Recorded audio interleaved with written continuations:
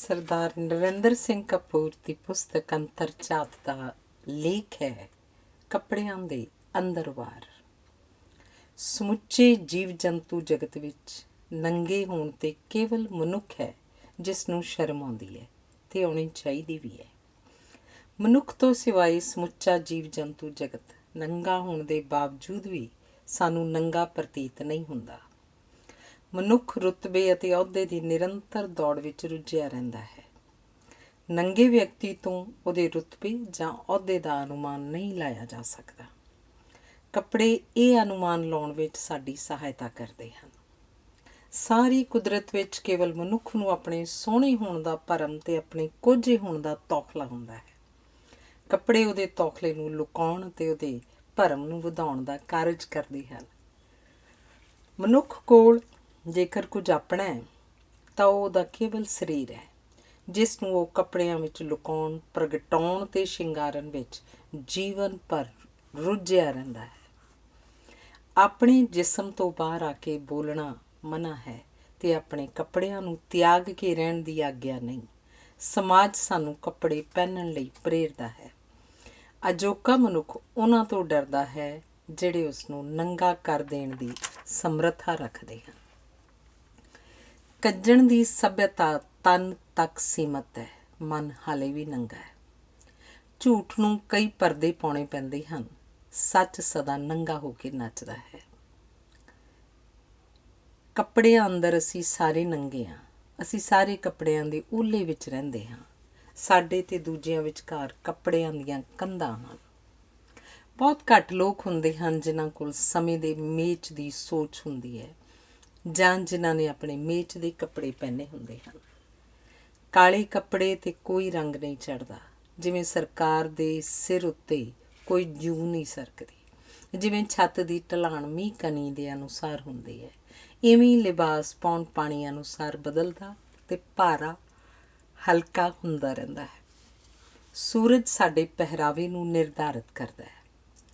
ਅਜਾਇਬ ਘਰਾਂ ਵਿੱਚ ਸ਼ਸਤਰ ਉਦੋਂ ਹੀ ਰੱਖੇ ਜਾਂਦੇ ਹਨ ਜਦੋਂ ਵਰਤਣ ਦੇ ਯੋਗ ਨਹੀਂ ਰਹਿੰਦੇ। ਇਵੇਂ ਪੇਟੀਆਂ ਵਿੱਚ ਜਾਂ ਪੜਛੱਤੀਆਂ ਉੱਤੇ ਉਹੀ ਕੱਪੜੇ ਰੱਖੇ ਜਾਂਦੇ ਹਨ ਜਿਹੜੇ ਅਸੀਂ ਕਦੀ ਵੀ ਵਰਤਣੇ ਨਹੀਂ ਹੁੰਦੇ, ਪਰ ਜਿਹੜੇ ਕਿਸੇ ਨੂੰ ਦੇਣ ਦੀ ਹਿੰਮਤ ਵੀ ਨਹੀਂ ਹੁੰਦੀ। ਜਿਹੜੇ ਕੱਪੜੇ ਸਾਨੂੰ ਪੂਰੇ ਨਹੀਂ ਆਉਂਦੇ ਉਹ ਬੜੇ ਹੰਢਣਸਾਰ ਹੁੰਦੇ ਹਨ। ਜਿਹੜੇ ਕੱਪੜੇ ਸਾਨੂੰ ਪੂਰੇ ਆਉਂਦੇ ਹਨ ਉਹਨਾਂ ਦਾ ਫੈਸ਼ਨ ਲੰਘ ਚੁੱਕਾ ਹੁੰਦਾ ਹੈ। ਅਕਸਰ ਵੇਖਿਆ ਗਿਆ ਕਿ ਸਾਡੇ ਕੋਲ ਦੋ ਪ੍ਰਕਾਰ ਦੇ ਕੱਪੜੇ ਹੁੰਦੇ ਹਨ। ਇੱਕ ਉਹ ਜਿਹੜੇ ਅਸੀਂ ਪਾਉਣੇ ਨਹੀਂ ਚਾਹੁੰਦੇ ਅਤੇ ਦੂਜੇ ਉਹ ਜਿਹੜੇ ਪਾਉਣ ਲਈ ਸਾਨੂੰ ਚਲੰਤ ਫੈਸ਼ਨ ਅਨੁਸਾਰ ਮਜਬੂਰ ਹੋਣਾ ਪੈਂਦਾ ਹੈ।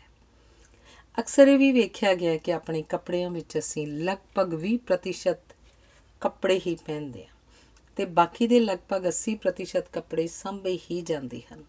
ਸਾਡੇ ਘਰਾਂ ਦੇ ਭਾਂਡਿਆਂ ਨਾਲ ਵੀ ਇਵੇਂ ਹੀ ਵਾਪਰਦਾ ਹੈ। ਲਾਇਬ੍ਰੇਰੀ ਵਿੱਚ ਵੀ ਲਗਭਗ 20% ਪੁਸਤਕਾਂ ਹੀ ਪੜ੍ਹੀਆਂ ਜਾਂਦੀਆਂ ਹਨ, ਬਾਕੀ ਸਾਂਭਣ ਦੇ ਕੰਮ ਆਉਂਦੀਆਂ ਹਨ। ਦਫ਼ਤਰਾਂ ਵਿੱਚ ਵੀ ਲਗਭਗ 20% ਲੋਕ ਕੰਮ ਕਰਦੇ ਹਨ, ਜਦੋਂ ਕਿ ਬਾਕੀ ਦੇ ਲਗਭਗ 80% ਕੰਮ ਤੋਂ ਬਚਣ ਲਈ ਅਤੇ ਕੰਮ ਨੂੰ ਟਾਲਣ ਲਈ ਭਰਪੂਰ ਮਿਹਨਤ ਕਰਦੇ ਹਨ। ਅੱਜ ਕੱਲ੍ਹ ਸੰਖੇਪ ਕੱਪੜੇ ਪਾਉਣ ਦਾ ਦੌਰ ਹੈ। ਕੱਪੜੇ ਨਿੱਤ ਦਿਨ ਹੋਰ ਸੰਖੇਪ ਹੁੰਦੇ ਜਾ ਰਹੇ ਹਨ। ਜਿਵੇਂ ਤੰਗ ਜੁੱਤੀ ਪਹਿਨਣ ਨਾਲੋਂ ਨੰਗੇ ਪੈਰ ਤੁਰਨਾ ਸੁਖਦਾਈ ਹੁੰਦਾ ਹੈ, ਉਵੇਂ ਹੀ ਅਜੋਕੇ ਯੁੱਗ ਵਿੱਚ ਤੰਗ ਕੱਪੜੇ ਪਹਿਨਣ ਨਾਲੋਂ ਨੰਗੇ ਹੋ ਕੇ ਨੱਚਣਾ ਵਧੇਰੇ ਸੁਖਦਾਈ ਕਸਰਤ ਬਣਦਾ ਜਾ ਰਿਹਾ ਹੈ। ਸਾਡਾ ਯੁੱਗ ਕੱਪੜੇ ਲਾਉਣ ਦਾ ਯੁੱਗ ਹੈ, ਪਰ ਕੱਪੜੇ ਖਰੀਦੇ ਵਧੇਰੇ ਜਾ ਰਹੇ ਹਨ। ਜਦੋਂ ਤੱਕ ਮਨ ਇਕਸੁਰ ਨਹੀਂ ਹੋਣਗੇ ਉਦੋਂ ਤੱਕ ਸਰੀਰਾਂ ਦੇ ਬਰ ਵੀ ਨਹੀਂ ਮਿਲਣਗੇ। ਇੱਕ ਹੀਰ ਨੇ ਆਪਣਾ ਪਿਆਰ ਜਤਲਾਉਣ ਲਈ ਕੱਪੜਿਆਂ ਦੇ ਮੁਹਾਵਰੇ ਵਿੱਚ ਆਪਣੇ ਰਾਂਝੇ ਨੂੰ ਕਿਹਾ ਸੀ, ਮੈਂ ਰੇਸ਼ਮ ਦੀ ਚੁੰਨੀ ਤੂੰ ਲੱਠੇ ਦਾ ਥਾਨ ਵੇ। ਕਈਆਂ ਕੋਲ ਕੱਟ ਪੀਸ ਖਰੀਦਣ ਦੀ ਹੀ ਸਮਰੱਥਾ ਹੁੰਦੀ ਹੈ। ਕਈਆਂ ਨੂੰ ਸਲਵਾਰ ਦੇ ਨੇਫੇ ਲਈ ਕੋਈ ਹੋਰ ਕੱਪੜਾ ਖਰੀਦਣਾ ਪੈਂਦਾ ਹੈ। ਕਈਆਂ ਦੇ ਪਹੁੰਚੇ ਸਦਾ ਤੰਗ ਰਹਿੰਦੇ ਹਨ। ਕਈਆਂ ਨੂੰ ਬਟਨ ਲਾਉਣ ਵਾਲੀ ਜ਼ਿੰਦਗੀ ਭਰ ਨਹੀਂ ਲੱਭਦੀ ਅਤੇ ਕਈ ਇਸਤਰੀਆਂ ਨੂੰ ਉਹ ਨਹੀਂ ਲੱਭਦਾ ਜਿਹਦੇ ਸਾਹਮਣੇ ਨਵਾਂ ਸੂਟ ਪਾ ਕੇ ਉਹ ਪੁੱਛ ਸਕਣ, ਕਿਉਂ ਜੀ ਮੈਂ ਮਹਾਰਾਣੀ ਲੱਗਦੀ ਹਾਂ ਕਿ ਨਹੀਂ। ਕਈਆਂ ਦੀ ਅਕਲ ਦੀਆਂ ਸਿਉਣਾ ਉਧੜੀਆਂ ਹੀ ਰਹਿੰਦੀਆਂ ਹਨ। ਕਈ ਉਮਰ ਭਰ ਪਜਾਮੇ ਵਾਂਗ ਉੱਪਰੋਂ ਇੱਕ ਵਚਨ ਅਤੇ ਥੱਲੋਂ ਬਹੁ ਵਚਨ ਬਣੇ ਰਹਿੰਦੇ ਹਨ। ਕਈਆਂ ਤੋਂ ਅਣਜਾਣੇ ਕੁਝ ਅਜਿਹਾ ਹੋ ਜਾਂਦਾ ਹੈ ਕਿ ਉਹਨਾਂ ਦੇ ਜੀਵਨ ਭਰ ਲਈ ਤਹਿ ਲੱਗ ਜਾਂਦੀ ਹੈ। ਕਈ ਕੱਪੜਿਆਂ ਵਾਂਗ ਕਈ ਰਿਸ਼ਤਿਆਂ ਨੂੰ ਵੀ ਖੁੰਗੀ ਲੱਗ ਜਾਂਦੀ ਹੈ। ਰਿਸ਼ਤਿਆਂ ਵਾਂਗ ਕੱਪੜਾ ਕੋਈ ਵੀ ਹੋਵੇ, ਸਮੇਂ ਦੇ ਬੀਤਣ ਨਾਲ ਘਸ ਜਾਂਦਾ ਹੈ, ਸੁੰਗੜ ਜਾਂਦਾ ਹੈ, ਰੰਗ ਫਿੱਕਾ ਪੈ ਜਾਂਦਾ ਹੈ, ਹੰਢਾਉਣ ਉੱਤੇ ਇਤਰਾਜ਼ ਕੀਤਾ ਜਾਂਦਾ ਹੈ। ਇਸਤਰੀਆਂ ਇਸ ਲਈ ਵਧੇਰੇ ਚਮਕਦਾਰ ਰੰਗਾਂ ਵਾਲੇ ਕੱਪੜੇ ਪਾਉਂਦੀਆਂ ਹਨ ਕਿਉਂਕਿ ਉਹਨਾਂ ਨੂੰ ਪਤਾ ਹੁੰਦਾ ਹੈ ਕਿ ਪੁਰਸ਼ ਵੇਖਦੇ ਵਧੇਰੇ ਹਨ ਅਤੇ ਸੋਚਦੇ ਘੱਟ ਹਨ। ਉਹ ਕੂਲੇ ਕੱਪੜੇ ਇਸ ਲਈ ਪਾਉਂਦੀਆਂ ਹਨ ਤਾਂ ਕਿ ਪੁਰਸ਼ ਨੂੰ ਤਿਲਕਣ ਵਿੱਚ ਕੋਈ ਮੁਸ਼ਕਿਲ ਨਾ ਹੋਵੇ। ਇਸਤਰੀਆਂ ਲਈ ਉਹਨਾਂ ਦੇ ਪਤੀ ਨਵੇਂ ਕੱਪੜੇ ਸੁਆ ਕੇ ਦੇਣ ਦੇ ਅਨੁਪਾਤ ਵਿੱਚ ਹੀ ਸਿਆਣੇ, ਭੋਲੇ, ਬੁੱਧੂ ਜਾਂ ਕੰਜੂਸ ਹੁੰਦੇ ਹਨ। ਹੁਣ ਕਿਸੇ ਵਿੱਚ ਵੀ ਛੁਪੇ ਰਹਿਣ ਦੀ ਚਾਹ ਨਹੀਂ, ਸਗੋਂ ਵੱਧ ਤੋਂ ਵੱਧ ਥਾਵਾਂ 'ਤੇ ਸੂਰਜ ਵਾਂਗ ਚਮਕਣ ਦੀ ਲਾਲਸਾ ਹੈ। ਹੁਣ ਕਈ ਥਾਵਾਂ 'ਤੇ ਅਸੀਂ ਆਪਣੇ ਕੱਪੜੇ ਵਿਖਾਉਣ ਹੀ ਜਾਂਦੇ ਹਾਂ। ਮਨੁੱਖਾਂ ਲਈ ਹਉਮੈ ਸੁਭਾਵਕ ਹੁੰਦੀ ਹੈ ਕਿਉਂਕਿ ਹਉਮੈ ਜੀਵਨ ਰੱਖਿਆ ਲਈ ਜ਼ਰੂਰੀ ਹੈ। ਕੱਪੜੇ ਸਾਡੀ ਹਉਮੈ ਵਿੱਚ ਵਾਧਾ ਕਰਨ ਦਾ ਕਾਰਜ ਨਿਭਾਉਂਦੇ ਹਨ। ਹੁਣ ਹਰ ਮਨੁੱਖ ਹਰ ਰੋਜ਼ ਇੱਕ ਨਵਾਂ ਬੰਦਾ ਬਣ ਕੇ ਨਿਕਲਦਾ ਹੈ। ਕੱਪੜੇ ਦੂਜਿਆਂ ਨੂੰ ਆਪਣੀ ਸ਼ਕਤੀ ਵਿਖਾਉਣ ਦਾ ਇੱਕ ਹਥਿਆਰ ਵੀ ਹਨ। ਕੱਪੜਿਆਂ ਦੀਆਂ ਕੰਪਨੀਆਂ ਹੁਣ ਹਰ ਮੌਸਮ ਵਿੱਚ ਕੱਪੜਿਆਂ ਦੀ ਨਵੀਂ ਫਸਲ ਉਪਜਾਉਂਦੀਆਂ ਹਨ। ਉਹ ਚਾਹੁੰਦੀਆਂ ਹਨ ਕਿ ਸਾਰਾ ਸੰਸਾਰ ਸਾਰਾ ਸਮਾਂ ਕੱਪੜਿਆਂ ਵਿੱਚ ਹੀ ਉਲਝਿਆ ਰਹੇ। ਫੋਟੋਗ੍ਰਾਫੀ, ਫਿਲਮਾਂ, ਟੈਲੀਵਿਜ਼ਨ ਆਦਿ ਨੇ ਕੱਪੜਿਆਂ ਦੀ ਕਦੇ ਵੀ ਨਾ ਪੂਰੀ ਹੋਣ ਵਾਲੀ ਅਥਾਹ ਭੁੱਖ ਪੈਦਾ ਕਰ ਦਿੱਤੀ ਹੈ। ਜਿਹੜੇ ਕੱਪੜੇ ਸਾਨੂੰ ਪਸੰਦ ਹੁੰਦੇ ਹਨ ਉਹ ਤਾਂ ਦੂਜਿਆਂ ਨੇ ਪਾਏ ਹੁੰਦੇ ਹਨ। ਵਿਗਿਆਨ ਅਤੇ ਪੂੰਜੀਵਾਦੀ ਆਰਥਿਕ ਵਿਵਸਥਾ ਨੇ ਅਨੇਕਾਂ ਸਰੋਤਾਂ ਤੋਂ ਅਨੇਕਾਂ ਢੰਗਾਂ ਨਾਲ ਅਨੇਕਾਂ ਪ੍ਰਕਾਰ ਦੇ ਕੱਪੜੇ ਤਿਆਰ ਕਰਨ ਦੇ ਅਮੁੱਕ ਸਾਧਨ ਪੈਦਾ ਕਰ ਦਿੱਤੇ ਹਨ। ਗਹਿਣੇ ਅਤੇ ਸਜਾਵਟ ਦੀਆਂ ਹੋਰ ਚੀਜ਼ਾਂ ਕੱਪੜਿਆਂ ਦੇ ਸੰਦਰਭ ਵਿੱਚ ਹੀ ਪਹਿਨੀਆਂ ਵਰਤੀਆਂ ਜਾਂਦੀਆਂ ਹਨ। ਅਜੋਕੇ ਯੁੱਗ ਦੇ ਲਗਭਗ ਹਰ ਘਰ ਵਿੱਚ ਔਸਤਨ ਬਜਾਜੀ ਦੀ ਇੱਕ ਸਧਾਰਨ ਦੁਕਾਨ ਜਿੰਨੇ ਕੱਪੜੇ ਹੁੰਦੇ ਹਨ। ਹੁਣ ਘਰਾਂ ਵਿੱਚ ਅਲਮਾਰੀਆਂ ਅਤੇ ਸ਼ੈਲਫਾਂ ਇਸ ਢੰਗ ਨਾਲ ਬਣਾਈਆਂ ਜਾ ਰਹੀਆਂ ਹਨ ਤਾਂ ਜੋ ਕੱਪੜਿਆਂ ਦੀਆਂ ਦੁਕਾਨਾਂ ਨੂੰ ਸਹਿਜੇ ਹੀ ਸਿੱਧਾ ਘਰਾਂ 'ਚ ਲਿਆਂਦਾ ਜਾ ਸਕੇ। ਜਿਉਂ-ਜਿਉਂ ਕੱਪੜੇ ਵੱਧਦੇ ਜਾ ਰਹੇ ਹਨ, ਉਵੇਂ ਕਿਹੜਾ ਕੱਪੜਾ ਪਹਿਨਿਆ ਜਾਵੇ ਦਾ ਫੈਸਲਾ ਕਰਨਾ ਮੁਸ਼ਕਿਲ ਹੁੰਦਾ ਜਾ ਰਿਹਾ ਹੈ। ਕੋਈ ਵੀ ਤਿਥ ਤਿਉਹਾਰ ਉਦੋਂ ਤੱਕ ਸੰਪੂਰਨ ਨਹੀਂ ਸਮਝਿਆ ਜਾਂਦਾ ਜਦੋਂ ਤੱਕ ਕੱਪੜਿਆਂ ਦਾ ਲੈਣ ਦੇਣ ਨਾ ਹੋ ਜਾਏ। ਹੁਣ ਕੱਪੜਾ ਸੀਤੇ ਜਾਣ ਤੱਕ ਸਬਰ ਕਰਨਾ ਸੰਭਵ ਨਹੀਂ ਹੁੰਦਾ, ਸੋ ਤਿਆਰ ਕੱਪੜਿਆਂ ਨੂੰ ਖਰੀਦਣ ਦੀ ਰੁਚੀ ਬਲਵਾਨ ਹੋ ਗਈ ਹੈ। ਤਿਆਰ ਕੱਪੜਿਆਂ ਨੂੰ ਖਰੀਦਣ ਦਾ ਇੱਕ ਕਾਰਨ ਇਹ ਵੀ ਹੈ ਕਿ ਦਰਜੀ ਸਾਡੇ ਲਗਭਗ ਅੱਧੇ ਕੱਪੜੇ ਹੀ ਠੀਕ ਸਿਉਂਦੇ ਹਨ, ਬਾਕੀ ਲਗਭਗ ਅੱਧਿਆਂ ਪ੍ਰਤੀ ਅਸੀਂ ਨਿਰਾਸ਼ ਹੁੰਦੇ ਹਾਂ। ਇੱਕ ਕਾਰਨ ਇਹ ਵੀ ਹੈ ਕਿ ਕੱਪੜਾ ਸੀਤੇ ਜਾਣ ਤੱਕ ਦਰਜੀ ਦੇ ਮਾਰੇ ਮਹਿੰਗੇ ਚੱਕਰਾਂ ਕਾਰਨ ਉਸ ਨੂੰ ਪਹਿਨਣ ਦਾ ਚਾਅ ਅਤੇ ਅਵਸਰ ਲੰਘ ਚੁੱਕਾ ਹੁੰਦਾ ਹੈ। ਇਹ ਵੀ ਕਾਰਨ ਹੈ ਕਿ ਦਰਜੀ ਨੂੰ ਜੋ ਮਰਜ਼ੀ ਸਮਝਾਓ, ਕੱਪੜੇ ਨੂੰ ਤੁਹਾਡੀ ਲੋੜ ਅਨੁਸਾਰ ਨਹੀਂ ਸਗੋਂ ਉਵੇਂ ਹੀ ਸੀਏਗਾ ਜਿਵੇਂ ਉਹਨੂੰ ਸੀਣਾ ਆਉਂਦਾ ਹੈ। ਇਹ ਵੀ ਵੇਖਿਆ ਗਿਆ ਹੈ ਕਿ ਦਰਜੀ ਦੇ ਸੀਤੇ ਕੱਪੜੇ ਸਾਡੀ ਉਮਰ ਵਿੱਚ ਕੁਝ ਸਾਲ ਜੋੜ ਦਿੰਦੇ ਹਨ, ਜਦਕਿ ਤਿਆਰ ਕੱਪੜੇ ਪਹਿਨਣ ਨਾਲ ਅਸੀਂ ਆਪਣੀ ਉਮਰ ਤੋਂ ਕੁਝ ਸਾਲ ਘੱਟ ਦੇ ਅਤੇ ਚੁਸਤ ਪ੍ਰਤੀਤ ਹੁੰਦੇ ਹਾਂ। ਅਸੀਂ ਆਪਣੀ ਪ੍ਰਸੰਨਤਾ ਅਤੇ ਦੁੱਖ ਵੀ ਕੱਪੜਿਆਂ ਨਾਲ ਪ੍ਰਗਟਾਉਂਦੇ ਹਾਂ। ਵਿਆਹ ਵਿੱਚ ਇਸਤਰੀਆਂ ਚਮਕੀਲੇ ਕੱਪੜੇ ਪਾਉਣ ਕਾਰਨ ਸਧਾਰਨ ਨਕਸ਼ਾ ਨੈਣਾ ਦੇ ਬਾਵਜੂਦ ਸੋਹਣੀਆਂ ਲੱਗਦੀਆਂ ਹਨ, ਜਦੋਂ ਕਿ ਕਿਸੇ ਦੇ ਮਰਨ ਉਪਰੰਤ ਭੋਗ ਉੱਤੇ ਕਰੀਮ ਰੰਗੇ ਜਾਂ ਚਿੱਟੇ ਕੱਪੜੇ ਪਾਉਣ ਕਾਰਨ ਉਹ ਸੋਹਣੀਆਂ ਹੋਣ ਦੇ ਬਾਵਜੂਦ ਸਮੇਂ ਦੀ ਲੋੜ ਅਨੁਸਾਰ ਸਾਦੀਆਂ ਅਤੇ ਸਧਾਰਨ ਲੱਗਦੀਆਂ ਹਨ। ਜਿਨ੍ਹਾਂ ਨੂੰ ਆਪਣੇ ਆਪ 'ਤੇ ਭਰੋਸਾ ਨਹੀਂ ਹੁੰਦਾ ਜਾਂ ਜਿਹੜੇ ਆਪਣੇ ਭੇਤ ਨੂੰ ਛੁਪਾਉਣਾ ਚਾਹੁੰਦੇ ਹਨ, ਉਹ ਵਧੇਰੇ ਕੱਪੜੇ ਪਹਿਨਦੇ ਹਨ। ਜਿਨ੍ਹਾਂ ਵਿੱਚ ਆਤਮ ਵਿਸ਼ਵਾਸ ਹੁੰਦਾ ਹੈ ਉਹਨਾਂ ਨੂੰ ਨਾ ਬਹੁਤੇ ਕੱਪੜੇ ਚੁੱਕਣ ਦੀ ਲੋੜ ਪੈਂਦੀ ਹੈ, ਨਾ ਪਹਿਨਣ ਦੀ ਲੋੜ ਪੈਂਦੀ ਹੈ। ਪ੍ਰਸਿੱਧ ਵਿਅਕਤੀ ਸਧਾਰਨ ਕੱਪੜਿਆਂ ਵਿੱਚ ਵਧੇਰੇ ਪ੍ਰਭਾਵਸ਼ਾਲੀ ਲੱਗਦੇ ਹਨ। ਜਦੋਂ ਕੋਈ ਵਿਅਕਤੀ ਪ੍ਰਸੰਨ ਹੋਵੇ ਉਹਨੂੰ ਸਾਰੇ ਕੱਪੜੇ ਫੱਬਦੇ ਹਨ। ਚਿਹਰੇ ਦੀ ਮੁਸਕਰਾਹਟ ਸਾਦੇ ਕੱਪੜਿਆਂ ਨੂੰ ਵੀ ਪ੍ਰਭਾਵਸ਼ਾਲੀ ਬਣਾ ਦਿੰਦੀ ਹੈ। ਅਸੀਂ ਕਿਸੇ ਵਿਅਕਤੀ ਦੇ ਕੱਪੜਿਆਂ ਵੱਲ ਉਦੋਂ ਤੱਕ ਧਿਆਨ ਦਿੰਦੇ ਹਾਂ ਜਦ ਤੱਕ ਉਹ ਬੋਲਦਾ ਨਹੀਂ। ਉਹਦੇ ਬੋਲਣ ਉਪਰੰਤ ਅਸੀਂ ਉਹਦੀ ਲਿਆਕਤ ਨੂੰ ਨਾਪਦੇ ਤੋਲਦੇ ਹਾਂ। ਜਿੱਥੇ ਹਰ ਕੋਈ ਬੋਲ ਰਿਹਾ ਹੋਵੇ ਉੱਥੇ ਚੁੱਪ ਵਿਅਕਤੀ ਵੱਲ ਧਿਆਨ ਦਿੱਤਾ ਜਾਏਗਾ। ਜਿੱਥੇ ਸਾਰਿਆਂ ਨੇ ਹੀ ਰੇਸ਼ਮ ਪਾਇਆ ਹੋਵੇ ਉੱਥੇ ਖਾਦੀ ਦੇ ਕੱਪੜੇ ਪਾਉਣ ਵਾਲੇ ਦੀ ਪ੍ਰਸ਼ੰਸਾ ਹੋਏਗੀ। ਬਹੁਤ ਮਹਿੰਗੇ ਕੱਪੜੇ ਪਾਉਣ ਵਾਲੇ ਵੀ ਪ੍ਰਸ਼ੰਸਾ ਸਾਦੇ ਕੱਪੜਿਆਂ ਦੀ ਹੀ ਕਰਦੇ ਹਨ। ਸਾਡਾ ਹਰ ਕੱਪੜਾ ਕਿਸੇ ਨਾ ਕਿਸੇ ਰੰਗ ਨੂੰ ਪ੍ਰਗਟਾਉਂਦਾ ਹੈ। ਨੀਲਾ ਅਤੇ ਹਰਾ ਠੰਡੇ ਰੰਗ ਹਨ, ਜਦੋਂ ਕਿ ਲਾਲ ਨਿੱਘਾ ਰੰਗ ਹੈ। ਸਰਦੀਆਂ ਤੇ ਗਰਮੀਆਂ ਵਿੱਚ ਵੱਖਰੇ ਰੰਗ ਹੀ ਨਹੀਂ, ਕੱਪੜਿਆਂ ਦੀ ਬਣਤਰ ਵੀ ਵੱਖਰੀ ਵੱਖਰੀ ਹੁੰਦੀ ਹੈ। ਕੱਪੜੇ ਮੌਸਮ ਅਨੁਸਾਰ ਹੀ ਨਹੀਂ, ਸਾਡੀ ਮਾਨਸਿਕ ਸਥਿਤੀ ਅਨੁਸਾਰ ਵੀ ਪਹਿਨੇ ਜਾਂਦੇ ਹਨ। ਜਿਹੜੇ ਝਟਪਟ ਨਵੇਂ ਫੈਸ਼ਨ ਨੂੰ ਅਪਣਾ ਲੈਂਦੇ ਹਨ, ਉਹ ਡੂੰਘੀ ਸੋਚ ਦੇ ਮਾਲਕ ਨਹੀਂ ਹੁੰਦੇ। ਜਿਨ੍ਹਾਂ ਦੀ ਕਲਾਕਾਰਾਂ, ਸੰਗੀਤਕਾਰਾਂ, ਕਵੀਆਂ ਆਦਿ ਵਾਂਗ ਆਪਣੀ ਨਿਵੇਕਲੀ ਸੋਚ ਹੁੰਦੀ ਹੈ, ਉਹ ਫੈਸ਼ਨ ਦੀ ਮੂਹਰਲੀ ਕਤਾਰ ਵਿੱਚ ਆਉਣ ਦੀ ਕਾਹਲ ਨਹੀਂ ਕਰਦੇ। ਉਹ ਥੋੜ੍ਹਾ ਜਿਹਾ ਪਿੱਛੇ ਰਹਿੰਦੇ ਹਨ। ਸਮਾਜ ਦੇ ਵਧੇਰੇ ਅਮੀਰ ਲੋਕ ਸਦਾ ਪਰੰਪਰਾਗਤ ਕੱਪੜੇ ਪਹਿਨਦੇ ਹਨ, ਕਿਉਂਕਿ ਉਹਨਾਂ ਤੋਂ ਉੱਪਰ ਕੋਈ ਹੋਰ ਹੁੰਦਾ ਹੀ ਨਹੀਂ ਜਿਸ ਨੂੰ ਉਹਨਾਂ ਨੇ ਆਪਣੇ ਕੱਪੜੇ ਵਿਖਾਉਣੇ ਹੋਣ। ਜਵਾਨੀ ਵਿੱਚ ਸਾਰੇ ਕੱਪੜੇ ਫੱਬਦੇ ਹਨ, ਕਿਉਂਕਿ ਜਵਾਨੀ ਸਾਰੇ ਕੱਪੜਿਆਂ ਨੂੰ ਫੱਬਵੇਂ ਬਣਾ ਦਿੰਦੀ ਹੈ। ਸਕੂਲਾਂ, ਹਸਪਤਾਲਾਂ, ਪੁਲਿਸ ਤੇ ਫੌਜ ਲਈ ਵਰਦੀ ਇਸ ਲਈ ਪਹਿਨੀ ਜਾਂਦੀ ਹੈ ਤਾਂ ਜੋ ਏਕੇ ਜਾਂ ਜਥੇਬੰਦੀ ਦਾ ਪ੍ਰਭਾਵ ਉਸਾਰਿਆ ਜਾ ਸਕੇ। ਵਰਦੀ ਸਾਨੂੰ ਮਾੜਾ ਵਿਹਾਰ ਕਰਨ ਤੋਂ ਰੋਕਦੀ ਹੈ ਤੇ ਸਾਡਾ ਰੋਹਬ ਵਧਾਉਂਦੀ ਹੈ। ਵਰਦੀ ਸਾਡਾ ਵਿਹਾਰ ਨਿਰਧਾਰਿਤ ਕਰਦੀ ਹੈ। ਇਸ ਨਾਲ ਸਾਡੇ ਸਮੇਂ ਦੀ ਬੱਚਤ ਹੁੰਦੀ ਹੈ। ਸਾਨੂੰ ਕੱਪੜੇ ਪਹਿਨਣ ਸਮੇਂ ਕੱਪੜਿਆਂ ਦੀ ਚੋਣ ਕਰਨ ਵਿੱਚ ਸਮਾਂ ਵਿਅਰਥ ਨਹੀਂ ਗੁਆਉਣਾ ਪੈਂਦਾ। ਇਵੇਂ ਹੀ ਸਾਡੇ ਨਾਲ ਕੰਮ ਪੈਣ ਵਾਲੇ ਲੋਕਾਂ ਦਾ ਸਾਡੇ ਕੱਪੜਿਆਂ ਵੱਲ ਧਿਆਨ ਨਹੀਂ ਜਾਂਦਾ। ਜਦੋਂ ਅਸੀਂ ਗੂੜ੍ਹੇ ਰੰਗਾਂ ਦੇ ਕੱਪੜੇ ਪਹਿਨਦੇ ਹਾਂ ਤਾਂ ਸਾਡੇ ਕੱਪੜੇ ਪਹਿਲਾਂ ਵੇਖੇ ਜਾਂਦੇ ਹਨ ਅਤੇ ਅਸੀਂ ਮਗਰੋਂ ਵਿਖਾਈ ਦਿੰਦੇ ਹਾਂ। ਹਲਕੇ ਰੰਗਾਂ ਵਾਲੇ ਕੱਪੜਿਆਂ ਵਾਲੇ ਵਿਅਕਤੀ ਦੇ ਚਿਹਰੇ ਨੂੰ ਪਹਿਲਾਂ ਵੇਖਿਆ ਜਾਂਦਾ ਹੈ ਅਤੇ ਕੱਪੜਿਆਂ ਵੱਲ ਧਿਆਨ ਮਗਰੋਂ ਜਾਂਦਾ ਹੈ। ਪਹਿਲਾਂ ਕੱਪੜੇ ਪਾਏ ਜਾਂਦੇ ਸਨ ਦੂਜਿਆਂ ਤੋਂ ਪ੍ਰਸ਼ੰਸਾ ਪ੍ਰਾਪਤ ਕਰਨ ਲਈ। ਫਿਰ ਪਹਿਨਣ ਦੇ ਪਿੱਛੇ ਭਾਵਨਾ ਦੂਜਿਆਂ ਨੂੰ ਹੈਰਾਨ ਕਰਨ ਦੀ ਸੀ। ਅੱਜ ਕੱਲ੍ਹ ਕੱਪੜੇ ਇਸ ਉਦੇਸ਼ ਨਾਲ ਪਹਿਨੇ ਜਾਂਦੇ ਹਨ ਤਾਂ ਕਿ ਵੇਖਣ ਵਾਲਿਆਂ ਨੂੰ ਸਦਮਾ ਪਹੁੰਚੇ ਜਾਂ ਝਟਕਾ ਲੱਗੇ। ਜਵਾਨ ਪੁਰਸ਼ ਇਸਤਰੀਆਂ ਦਾ ਜੀਵਨ ਪਹਿਲੇ ਨਾਲੋਂ ਹੁਣ ਵਧੇਰੇ ਸੁਤੰਤਰ ਅਤੇ ਵਧੇਰੇ ਬੇਮੁਹਾਰ ਹੈ। ਹੁਣ ਵਧੇਰੇ ਕੱਪੜੇ ਪਹਿਨਣ ਅਤੇ ਮੇਲ ਗੇਲ ਦੇ ਅਵਸਰ ਵਧੇਰੇ ਹਨ। ਹੁਣ ਗਲਤ ਫੈਸਲੇ ਕਰਨ ਦੇ ਅਵਸਰ ਵੀ ਵੱਧ ਗਏ ਹਨ। ਹੁਣ ਸਹੇਲੀਆਂ ਅਤੇ ਦੋਸਤ ਉਹ ਬਣਾਏ ਜਾਂਦੇ ਹਨ ਜਿਨ੍ਹਾਂ ਦੇ ਕੱਪੜਿਆਂ ਦਾ ਮੇਚਾ ਇੱਕੋ ਜਿਹਾ ਹੋਵੇ। ਅਜੋਕੇ ਯੁੱਗ ਵਿੱਚ ਕੱਪੜਿਆਂ ਵਾਂਗ ਰਿਸ਼ਤੇ ਵੀ ਵੰਨ ਸੁਵੰਨੇ ਹੋ ਗਏ ਹਨ, ਜਿਹੜੇ ਫੈਸ਼ਨ ਵਾਂਗ ਬਦਲ ਜਾਂਦੇ ਹਨ। ਹਰ ਨਵਾਂ ਫੈਸ਼ਨ ਹਰ ਨਵੇਂ ਰਿਵਾਜ਼ ਜਾਂ ਧਰਮ ਵਾਂਗ ਪਹਿਲੇ ਦੇ ਪ੍ਰਤੀਕਰਮ ਵਿੱਚੋਂ ਉਪਜਦਾ ਹੈ।